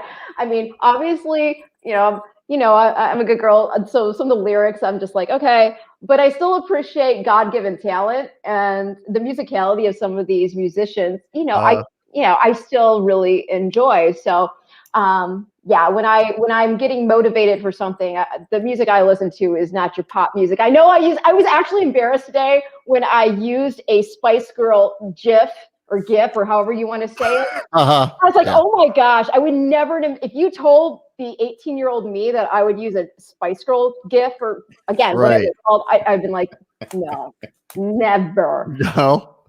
All right, cool. So do you still if you hit a big trifecta or something, is it like a mosh pit in your house? Oh, yeah. I was actually laughing watching that video back of them hitting the pick six there at Gulfstream. I was like, dude, I would have broken a chair at this point. It would have been on like Donkey Kong. Break a chair. I like that. Yeah, that's right. Because at that point you can pay for it, right? Yeah. Take it out of my winnings. Exactly. Oh, so good. Ellis, you ever see Rammstein before? I'm gonna think no, but we'll see. No, I gotta tell you, it doesn't even ring a bell. Ellis, you ever have purple hair? You ever do that one? Not that either. Just gray hair and no hair. That's me. Did you skateboard? Did you skateboard at all? I did skate. I broke my wrist. Oh. And I never did it again. Oh, I'm sorry. I did see a lot of good bands, though. I was lucky living in Southern California. I saw Starship. We saw ELO. Wow. Starship, ELO. Oh, a lot of good stuff. That was when I was a younger man. Very cool. Dan, you've missed a lot here. Ren revealed a lot. I know Ren has played this whole I do pedigree. I'm I know nothing but horses. Ren has a past that we can all, What? Here's the question. Ren, you ever been to a Jimmy Buffett concert? I have not been to a Jimmy. Not a chance. That would really be the clue. Not a chance. No one does that. No one does Rammstein and Jimmy Buffett. There's no chance that happens. No chance. No chance. Red's the best. She's like, la la la. I like horses. They're so nice. I'll kill you. Boom, boom. And I will tell you though, the most aggressive mosh pit I've ever been in, you would probably never guess. The most aggressive mosh pit was freaking Primus. Well, come on. What do you? That's pretty hardcore. I know. I've been in some major aggressive alternative music mosh, bands performing, I've been right there in the mosh pit. But Primus, I had to get out because everybody was just jumping up too much to the bass. Yeah. And I was like, okay, I'm out. When this makes me old. When I was in college, I saw Nirvana. Oh my gosh. Yeah, really? Wow. And at that point, I went to American University in Washington, D.C. And at that point in time, it had the largest indoor venue there in the city. This was before the Wizards Capitals Arena had been built. So they had so we always got like the biggest concerts to come into that venue. So when I was, and all of the concerts for students were free. So I saw Pearl Jam, Red Hot Chili Peppers, Nirvana, Tribe Called Quest, Cypress Hill, all for free. Okay. Because they all came through. Saw Fish free, all of them. Awesome. It was incredible. Yeah. That's awesome. Yeah. And my point was, I was in a mosh pit once with Nirvana and really didn't like it. Well, I liked watching them and I liked their music, but the mosh pit thing, I'm kind of dainty. Just didn't really work for me. Guys, 25 minutes. Please don't mosh me, please. 25 minutes until the Runhappy Santa Anita Derby. We've got to do a serious look at this race. We've talked about a couple of horses. We've got to do a deep dive. Actually, Ellis, before we start, is that Pick 5 ticket still alive or no? Which one? That cross country? Well, unless they all the race with the 70-1 shot. Oh man, yeah, I guess no rule pace. I guess that one's dead. We didn't have the 70-1. I don't like this comment from Alex Condiff. No, Alex, no. What does he say? Impressive. He said essential quality was very unimpressive. I'm sorry. How many lengths back was third? We could put his comment. Yeah, no, these we've got some controversial comments here. Everybody's entitled to their opinion. Another controversial comment right now. Travis, Bram is the best. Okay, thank you, Bram. Back to the Bluegrass, though. I can't believe this, by the way. Highly Motivated got 50 points, of course, for running second. But guess who might have a shot now? Hidden Stash had 22 points and got 20 more. He's got 42 points now. Wow. I don't mind Hidden Stash is another one of those. Again, underneath when you're looking to build out those like Derby trifectas. I love that. That's a front half, back half horse. She'll be 20th early. Yeah, no, I'm with you.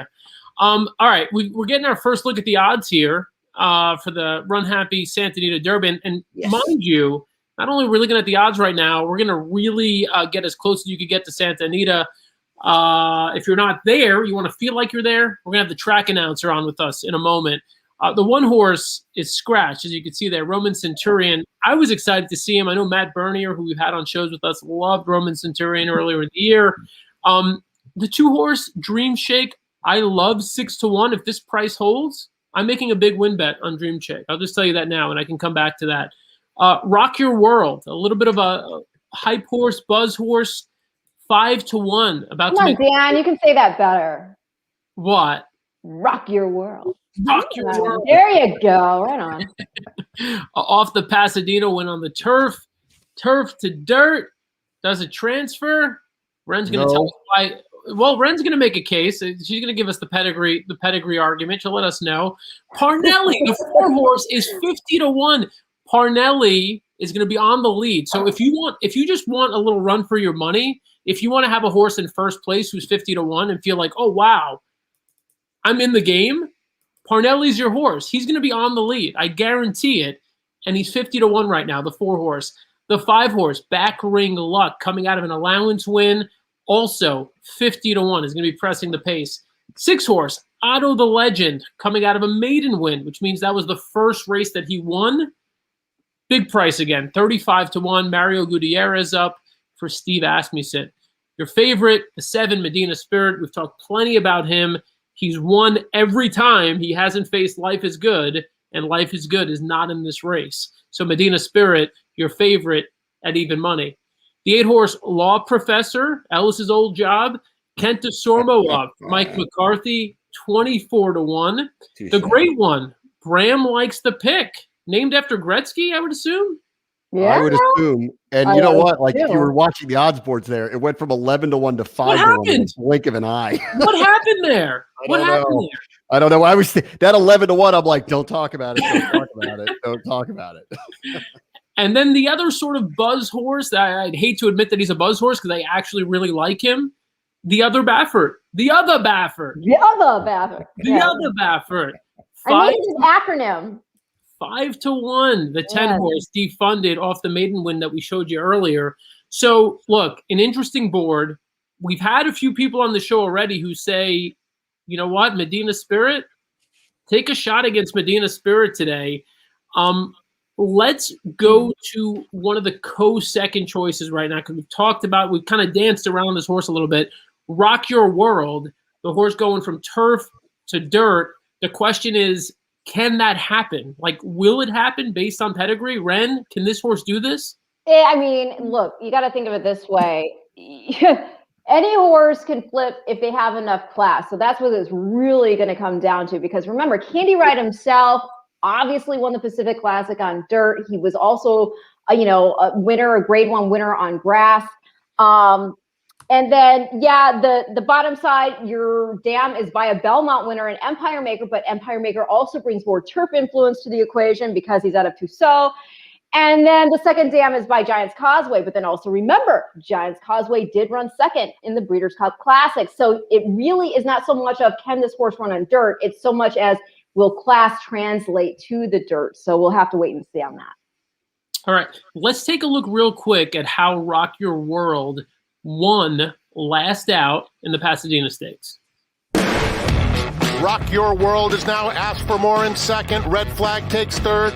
Down at the rail, Cathkin Peak, they're at the top of the stretch, and Commander Kai Means Business. Cathkin Peak coming after him. Rock Your World is between horses. Red Flag on the outside. Can Cathkin Peak get out of there? He's looking for a narrow seam as Rock Your World comes to take the lead. And Rock Your World, under a perfect ride from Umberto Rispoli, pushed the button late and accelerates. Okay, I'm going to say real quickly, he has really nice flat need action. He's not a high need mover like you will see with some grass horses. So I would say that form can definitely translate to dirt. All right. And now, because he's on a time crunch here, our man from Santa Anita, Frank Mirahmadi. How you doing, Frank? I feel great. I mean, how could I not feel good, for heaven's sakes? I've been coming to this race since the late 70s, so I have to pinch myself every now and again as I walk into these hallowed grounds. Frank, your voice, like, I'm not going to lie, like, when I hear it now, it kind of feels like it's always an important race, so it's hard to distinguish between the regular days and this day. But I will tell you, the last time we had you on, kind of an important day. It was Haskell Day last year. There was a horse named Authentic, who some people might remember went on to win a couple of big races last year. So there's a good chance that whoever wins today's RUNHAPPY Santa Anita Derby is going to be a horse that's going to make an impact the rest of the year. What do you think going into this race? It's a very good race. And I mean, look, we all miss Life is Good in this spot, but the good news is this becomes a very competitive race and a much better race, despite the fact that Medina Spirit is even money right now. I say this, I could never take even money on Medina Spirit. I can't do it. It's hard to do. Like, there are better even money shots in this world. I'm not saying he can't win. He's honest. He's a good looking horse. He's run well, but keep going. Money on him. If you got to let him beat you, right? Yeah, keep going. We love it. We want to hear. We want a contrarian case. We want to know who it is that can beat Medina Spirit in this race. Let me give you first of all, hello to everybody out there. Nice to see all of you on this thing. I have a face for radio. I don't know why you can't just put up like some sort of fancy mugshot with some. I even brought the makeup out today. It's not doing the job. Stop it. But add in a hat like mine. Oh, believe me, I need one. I want to say this. Full disclosure.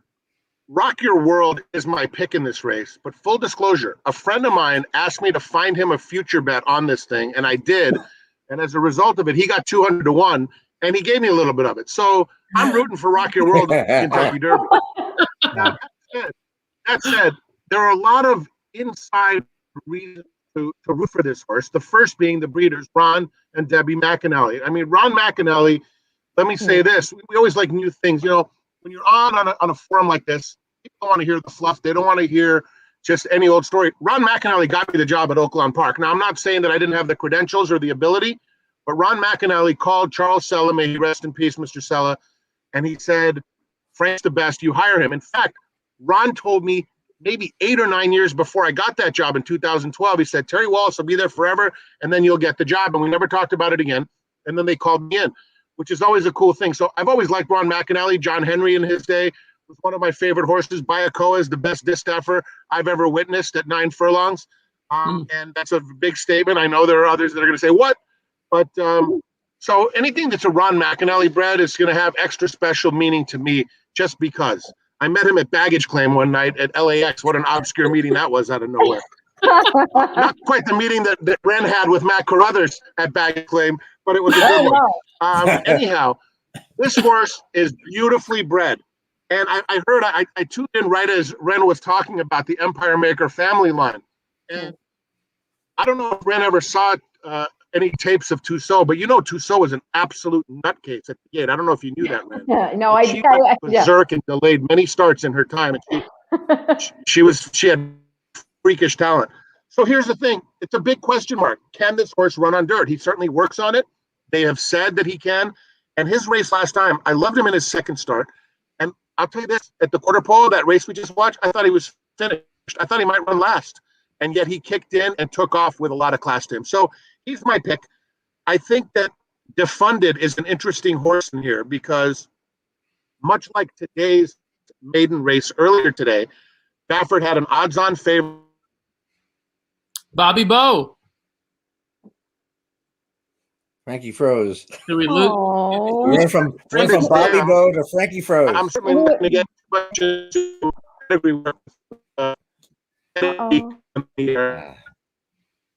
that Defunded.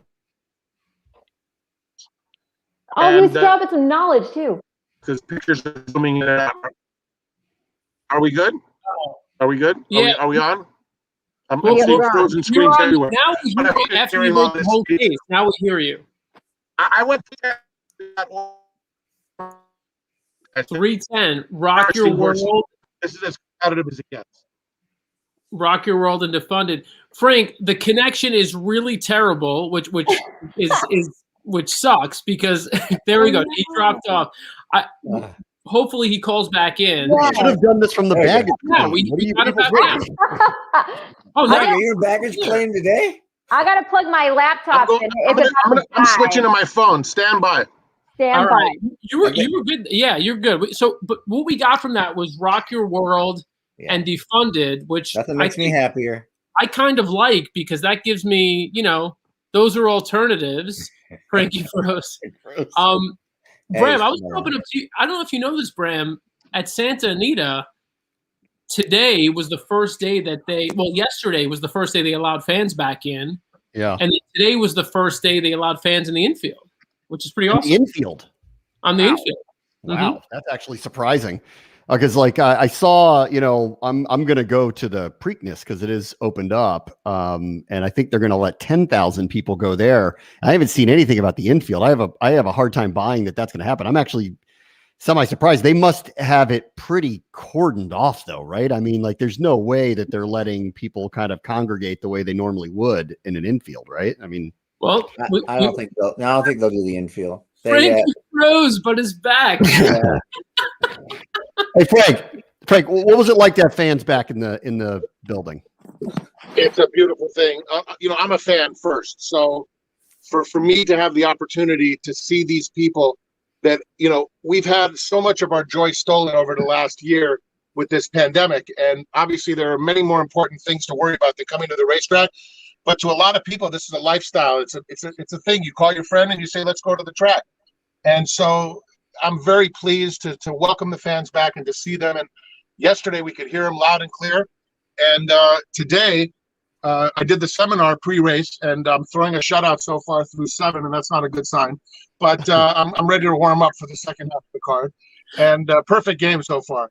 But it's great to see the fans here. I'm very excited, and this is where they belong, and it changes the whole atmosphere. It's wonderful.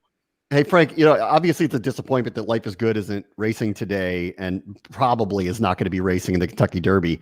As you kind of look at the Baffert barn, who do you like as the Triple Crown approaches here? Oh, there's no question. Concert Tour is the horse for me. He's awesome. The way he won the Rebel, I would expect him to dance home in the Arkansas Derby and then repeat it on the first Saturday and put Bob on top. I love Concert Tour. You're making me so happy, Frankie. Just so happy. Frank, let's hope it's right. It's easy to give these speeches. I'm gonna put them on the track. So I don't know if I should mute this. You don't want to hear the field being introduced. Actually, we should let you go. We should thank you for sparing a few minutes for us. We love you, Frank. We appreciate this. We do love you, Frank. I apologize. The Wi-Fi is not great, and this picture is making me look fatter than I already am. So I'm gonna get off the air. Thank you, Frank Mirahmadi, folks. Appreciate it. Good luck. Oh, he made my day. He made my day 2 times, both with Rock Your World and this time Concert Tour. You know, Dan, my laptop he offered to let us in on him introducing the horses to the track, and you said, nah. I have a thing about like I don't know, like he already like extended himself. I was like, this poor guy. But he offered. You weren't like, hey Frank, show us the goods, buddy. I couldn't. Like, I feel like you're like, nah, we don't want that. Frank gave us too much. Like, can you imagine? Like, so think about it. Like, Bram, you're in announcing. You call games for the Washington football team. Could you imagine, like, literally between like 5 minutes before halftime ends, you're about to start calling the second half? Somebody like me calls you, and I'm like, "Hey, come on my live stream." You're gonna be like, "Dude, what the heck are you talking about? Never. I gotta start calling a game here." Never. I would send you back. I don't know what I would send you back. It wouldn't be something for air. That's what I'd be like. No, I'm with you. Sure. Like he unsolicited offered that. Like, yeah. I'm looking. Like, listen, by the end of this thing, we got 30 more minutes. I need a Ren Carothers purple hair Rammstein photo.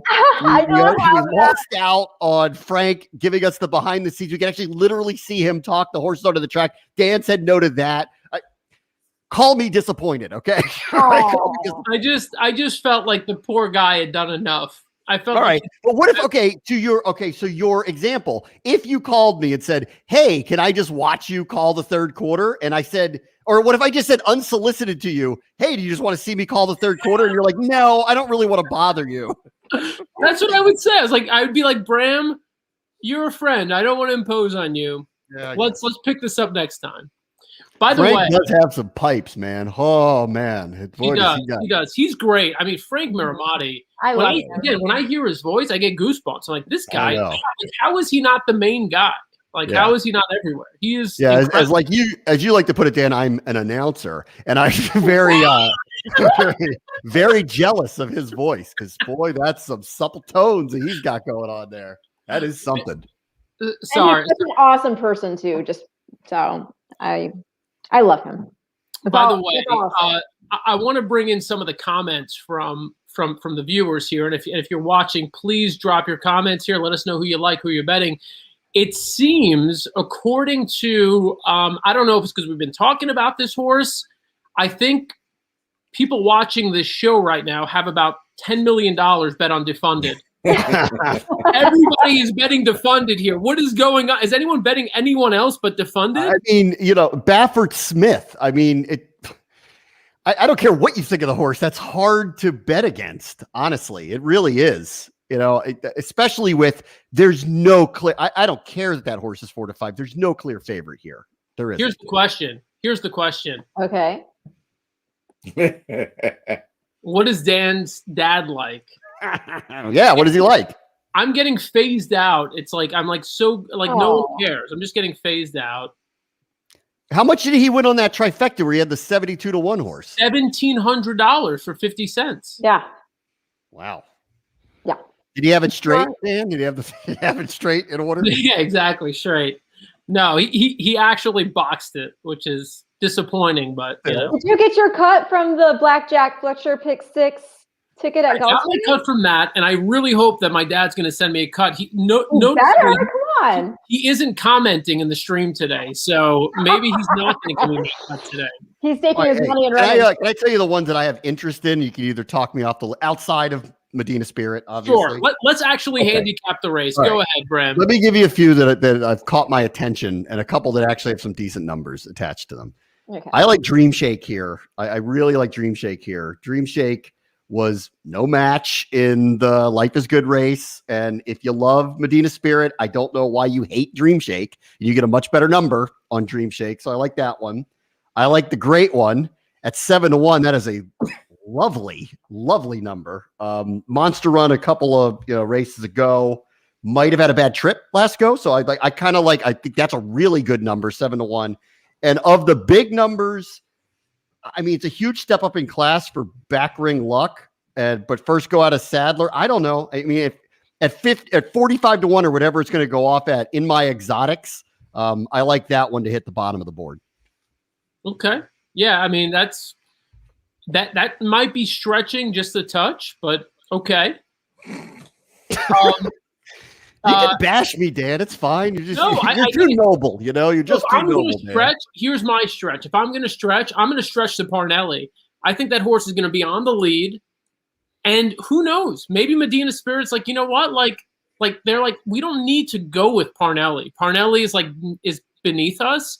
But Parnelli, we have seen in the past, has the ability to go to the lead and to hang tough. We've seen him do it before. In fact, do we have a video of Parnelli? Let me see. Do we have a video? As they come toward the top of the stretch here. Parnelli off the turn, joined by Spielberg on the outside. Spielberg and Parnelli digs in. 1 furlong to run. Spielberg drifting out. Parnelli to the inside, just won't go away.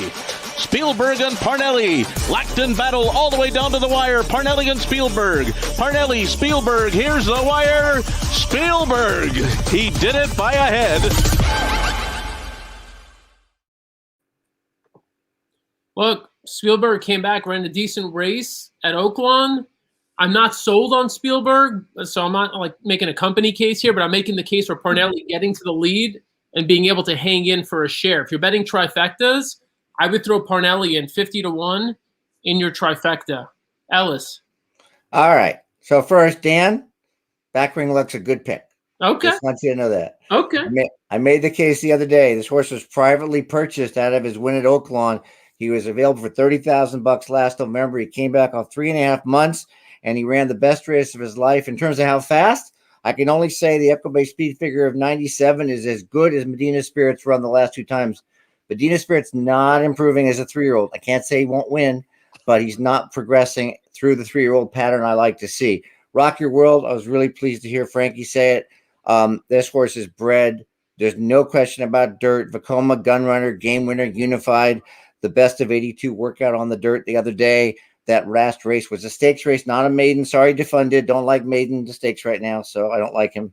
I know he's being bet, but if people cash on him, I will certainly give you kudos, but I can't take a maiden to a stakes in April. Rock Your World went maiden to stake and stakes again. So Rock Your World's my top pick. I'm using Medina Spirit and back ring luck and exactas and tries. I did throw on Dream Shake. You talked me into it because it is only his 3rd race and he is improving his figures. It's only his 2nd route. So I did play a trifecta, including them, and I really hope Medina Spirit comes in 3rd and we get 2 of those other 3 in 1st and 2nd, because that'd be big bucks. Even a chalky one, 2, 3, 5, 7. If the 5 gets in the try, it's going to be a sweet ticket. But I think Rock Your World really, I think it actually stands out here, believe it or not. People sending their bets in, letting us know what they like. Dream Shake, Ice Cold, Dan. Look, I think there are a lot of ways you can go. 7-3-2. That's Rock Your World, Medina Spirit, and Dream Shake. 7, easy winner. Medina Spirit, your winner. Keep sending in your picks here. Love to hear who you're playing right now. Ren, what do you think as you're looking at this board? How would you attack maybe a trifecta in this race? Well, you guys all talked me into, after now seeing that replay from the number 3 there.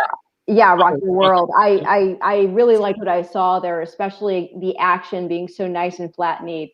So there's no question in my mind that he should take to the dirt. And that was kind of evidenced already by that bullet work that he was coming into this race with. Now, that being said, I do think that, a lot of people want to pan Medina Spirit based on that last race. But I would remind everybody, he had a legitimate excuse with that entrapped epiglottis.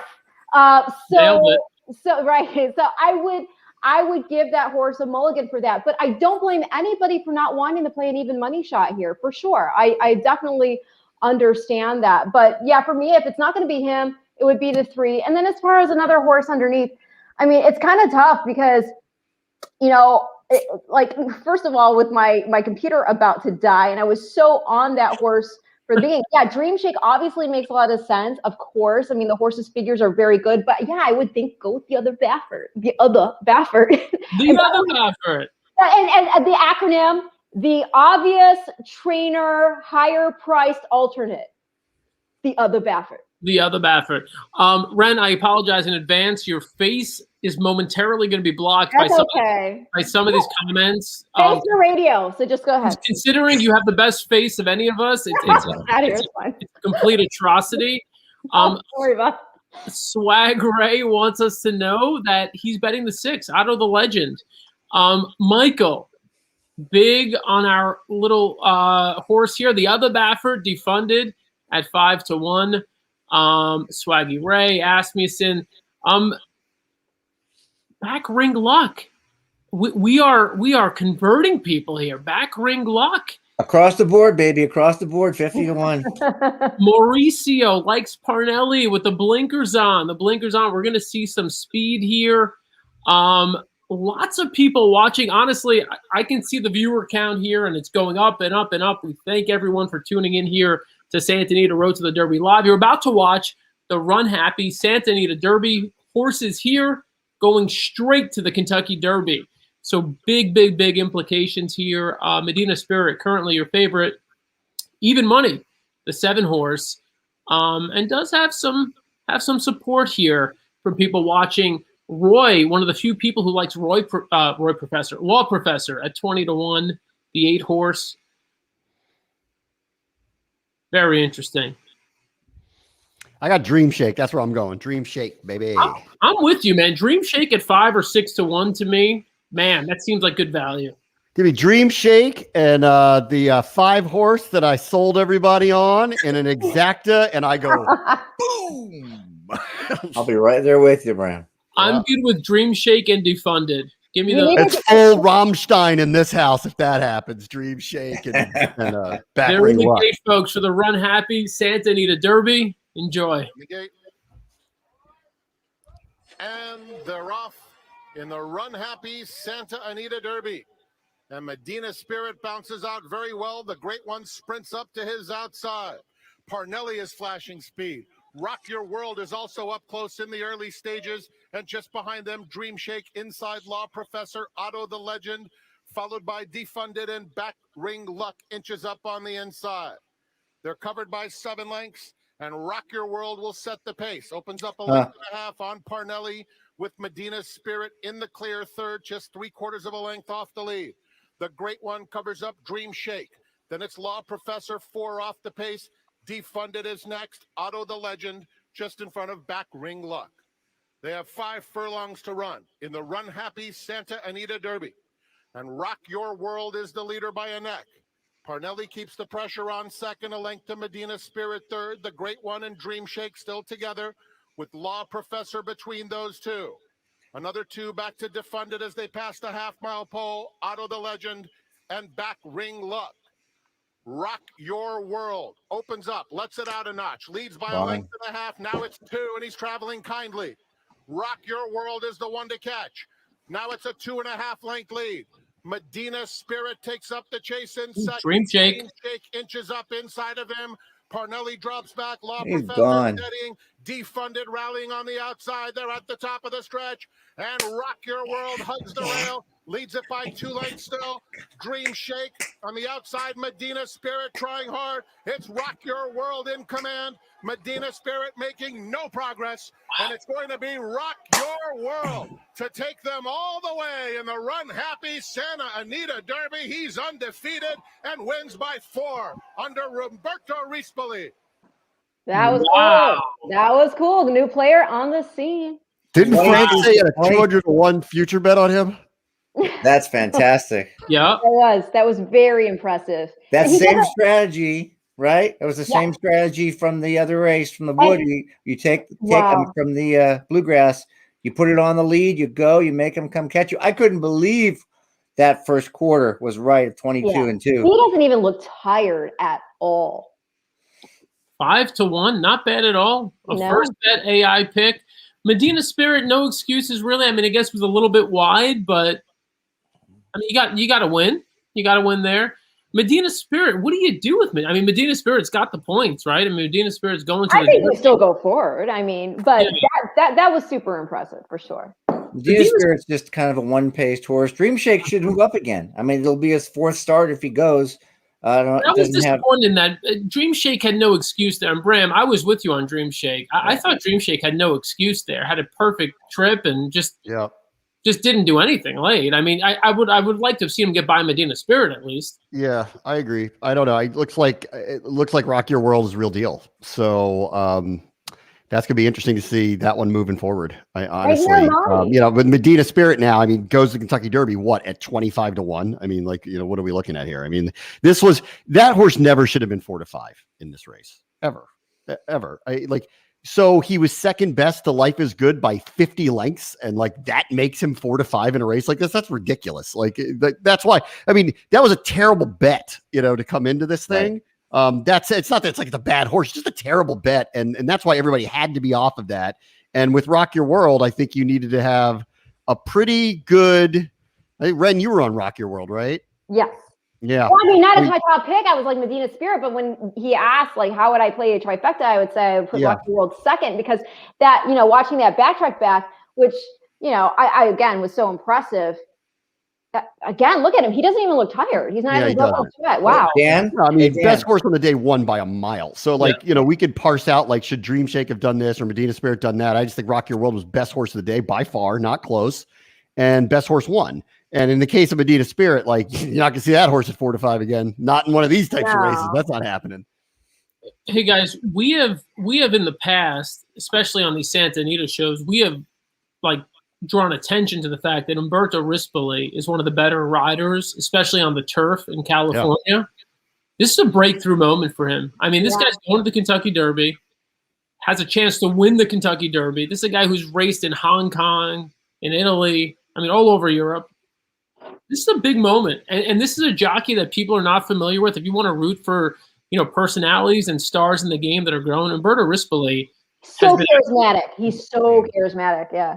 It was so sad, by the way, that he had scheduled to go to the Saudi Cup and there was a mix-up. And because of the restrictions, he got booted off his flight. I think he was on the plane. And this is just so good to see this coming out for him. Yeah. But Dan, I want to say, no redboarding here. How many days have I been on this horse? This is my top pick. Oh, you have. This has been your horse. And I'm glad it was because if you look down below, Team Livestream is still alive. That's right. Let's bring it. That's right. Yeah. All right. So the rest of the way, we're 4x4 by 3x2. We have no excuses for not cashing this ticket. And the good news is we beat Medina Spirit here on our ticket.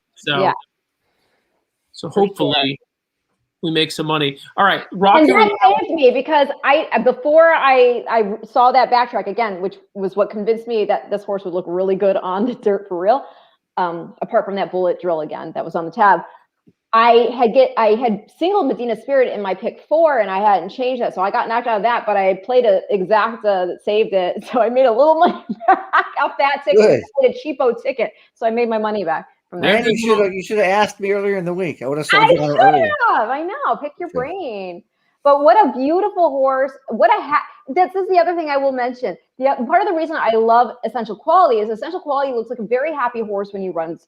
He looks like he really enjoys his job. This horse has that same sort of aesthetic to him in that he looks like a happy horse. And these are the ones that generally will thrive going into having to go into the crucible, the likes of the Derby. So again, congratulations to all the connections. And Umberto, that's great. And I'm sure Ron Anderson, who was his agent, is happy for him. Obviously, Ron Anderson, just an absolute pro. But he had him in his book before, taking on Johnny V. And I'm sure he's happy for him as well because he said that this is a jockey to watch. And boy, was he ever right.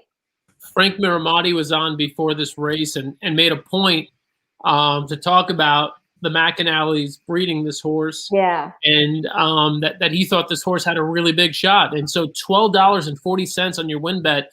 Again, for those of you kind of new to racing, if you're just tuning in, $12.40, what that means there on the left side, if you bet $20, you won $124 on Rock Your World just there, which is not a bad payout. It's really hard to bet in anything $20 and get 124 back. I mean, that you're getting 5-1 on a horse who won pretty easily there. And if you were on the Mirahmadi angle, you were on the Uber Capper angle, you were on the Ren angle, you could have come up with Rock Your World there. Want to mention Medina Spirit as Bram brings in some of the comments here from the viewers. Medina Spirit is going to go to the Derby with a bunch of, first and second place finishes. The horse is just always there. Is going to be an interesting horse. Is going to take some money. The horse's jockey is John Velasquez. Just this past week, America's Best Racing started a video series with John Velasquez called Behind the Goggles. Would like to take a look at that. Hi guys, John Velasquez here. Gonna be doing some short videos with American Best Racing. Hopefully we get to raise a little bit of money for the PTJF. Get to put a little videos here and there. Hopefully you guys like it. A little bit of my life and a little bit what I do. And right now I'm trying to get ready to go to work. And as you can see, get ready here, back to work to Gulf Green Park. This is my tag. If you guys like to talk about it, talk to you guys later, and hopefully you guys like it. Thank you.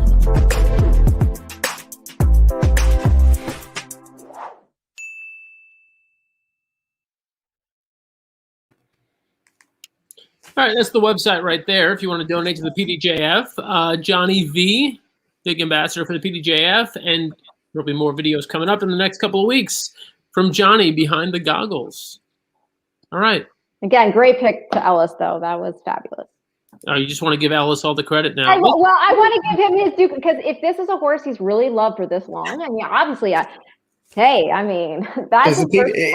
by this long you mean since the PPs came out, yeah. Yeah, for sure. No, that's a long time, actually, I think, because there's some people that they wait until basically they see those horses on track. The fact that you had enough faith in this horse based on paper alone, I think is impressive. Well, I appreciate that. I mean, and back to Medina Spirit real quick. I mean, it wasn't he was horrible. He was a bad bet. Besides being a bad bet, I tried to make the case that he's running the same races every time, even though he was second to life is good. As far as athletes, and just forgive me for a minute, and Ren knows, everybody knows this. I always view 3-year-olds in the spring, February, March, April, May, as young men, the 3-year-old colts. They go from 12, 13, 14, 15, 18-year-olds, 21-year-olds about Derby Day, maturity-wise. And I don't like horses that don't continue to improve race by race by race. And I don't live by speed figures, but it was important to see, for example, Rock Your World going 84 to 98, Dream Shake going 88 to 94, where Medina Spirit went 109, 97, 98. And even if I'll mention buyer figures, he went 99, 94, 95. He's not an improving horse. He's a good horse, and he can get the check in the Derby. He wasn't an improving horse. And in these races, you got to get the improving horse. And that was it. That was the reason I loved Highly Motivated. Essential Quality ran his race as well. It's really fun to watch these 3-year-olds run and do this. And, it's nice to be right, but it's even nicer to watch them improve. And we're still trying to predict, right? Who's going to run well in a month? Bram, how much do you love this guy with all the horse images here? I mean, does it take him a while to do that, or is it just like over and over, hit it? I'd like to, if he took some time doing that, I would appreciate it, because he did it numerous times during the chat. And it is distracting for sure. So here we are at 7:29 Eastern on April 3rd, exactly a month out from the Kentucky Derby. 4 weeks from now, we will know who the Kentucky Derby winner is. Life is Good is off the trail. Essential Quality ran a big race. Logically, seems to be a horse who's going to go to the post as probably the favorite. Concert Tour will be right there with him, maybe first and second choice. And then you got a bunch of God knows what behind them. Horses like Rock Your World, horses that came out of the clouds like Bourbonic today. And then you got horses like Helium, who won the Tampa Bay Derby. What do you make of horses like that? At this moment, before we sign off here today, this is our last edition of Santa Anita Road to the Derby Live. I just want to go around the room. Bram, Ellis, Ren, give me your take on what the Derby picture looks like to you exactly a month out. I think it's Concert Tour right now. I think that one feels like the favorite. I really think, we got a little shortchanged with the Life is Good news, because I think that was a second real monster that would have been involved in this. And him being out, I think, changes the dynamic dramatically. Outside of that, though, right now, the best I've seen is Concert Tour. And that's where I'm at. And that's where my head is right now. Ellis.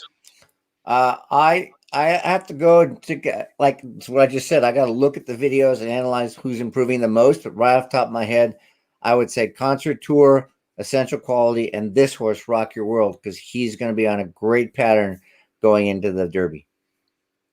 Ren?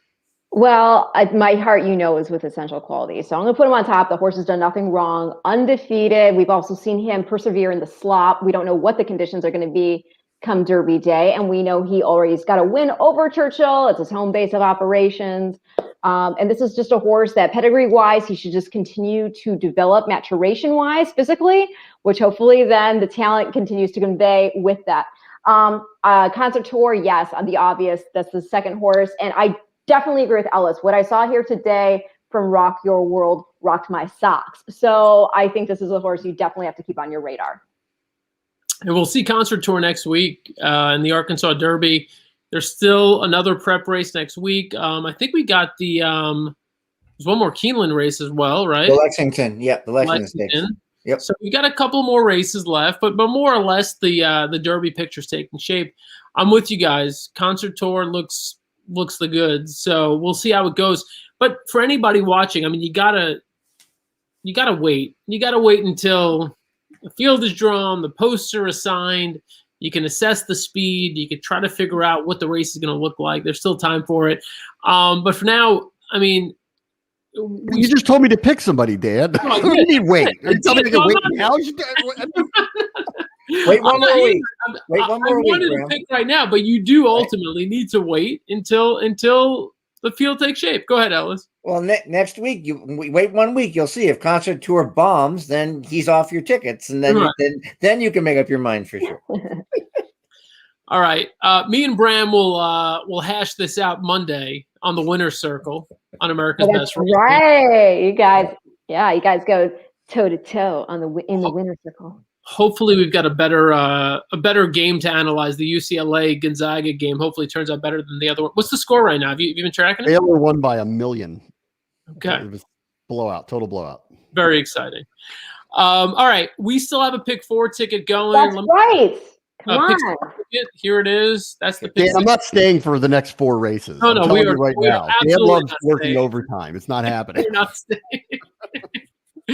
Actually, we should do we could do a premium program, like people pay us $100 a person to keep going. I would do that. I would, if you guys want us to stay on. I know Red would stay. I would stay on if you, yes. If you come through with I'm the next track announcer in Tampa Bay, I will stay on for the next 4 races. I'm still so sad about that. Grunder's an icon, seriously, and it's just sad. I'm shocked. I'm looking, by the way, guys, I'm dragging this out a little bit because I'm looking at the viewership numbers. Yes. We have a lot of people. This is one of our highest, one of the highest viewerships we've had. You're welcome. In any show we've ever done. So kudos to you. I'm seeing they're steady, good numbers across the board. That makes me so happy to hear. Thank you, everybody, for watching. Yes. Thank you, everyone, for tuning in. And, remind them who we have in these next 2 races, so if they want to play along. And there it is. Well, right, but it's numbers. Flesh it out for them, Dan. Flesh it out. I don't think Bram wants to flesh it out. Bram wants to go and watch games. I'm going to hang out with my children, Ren. Oh, okay. Children. Right. Oh, okay. Children. Ren has one of those. I do have one of those. Yeah. All right. Yes. Everyone, thank you for tuning in. This has been an absolute blast. Thank you to everyone who joined in earlier as well. George O, Frank Mirahmadi, Ellis, Ren, Bram Weinstein. Thank you, everyone, for tuning in. I'm Dan Tordjman. We'll see you next time. Bye.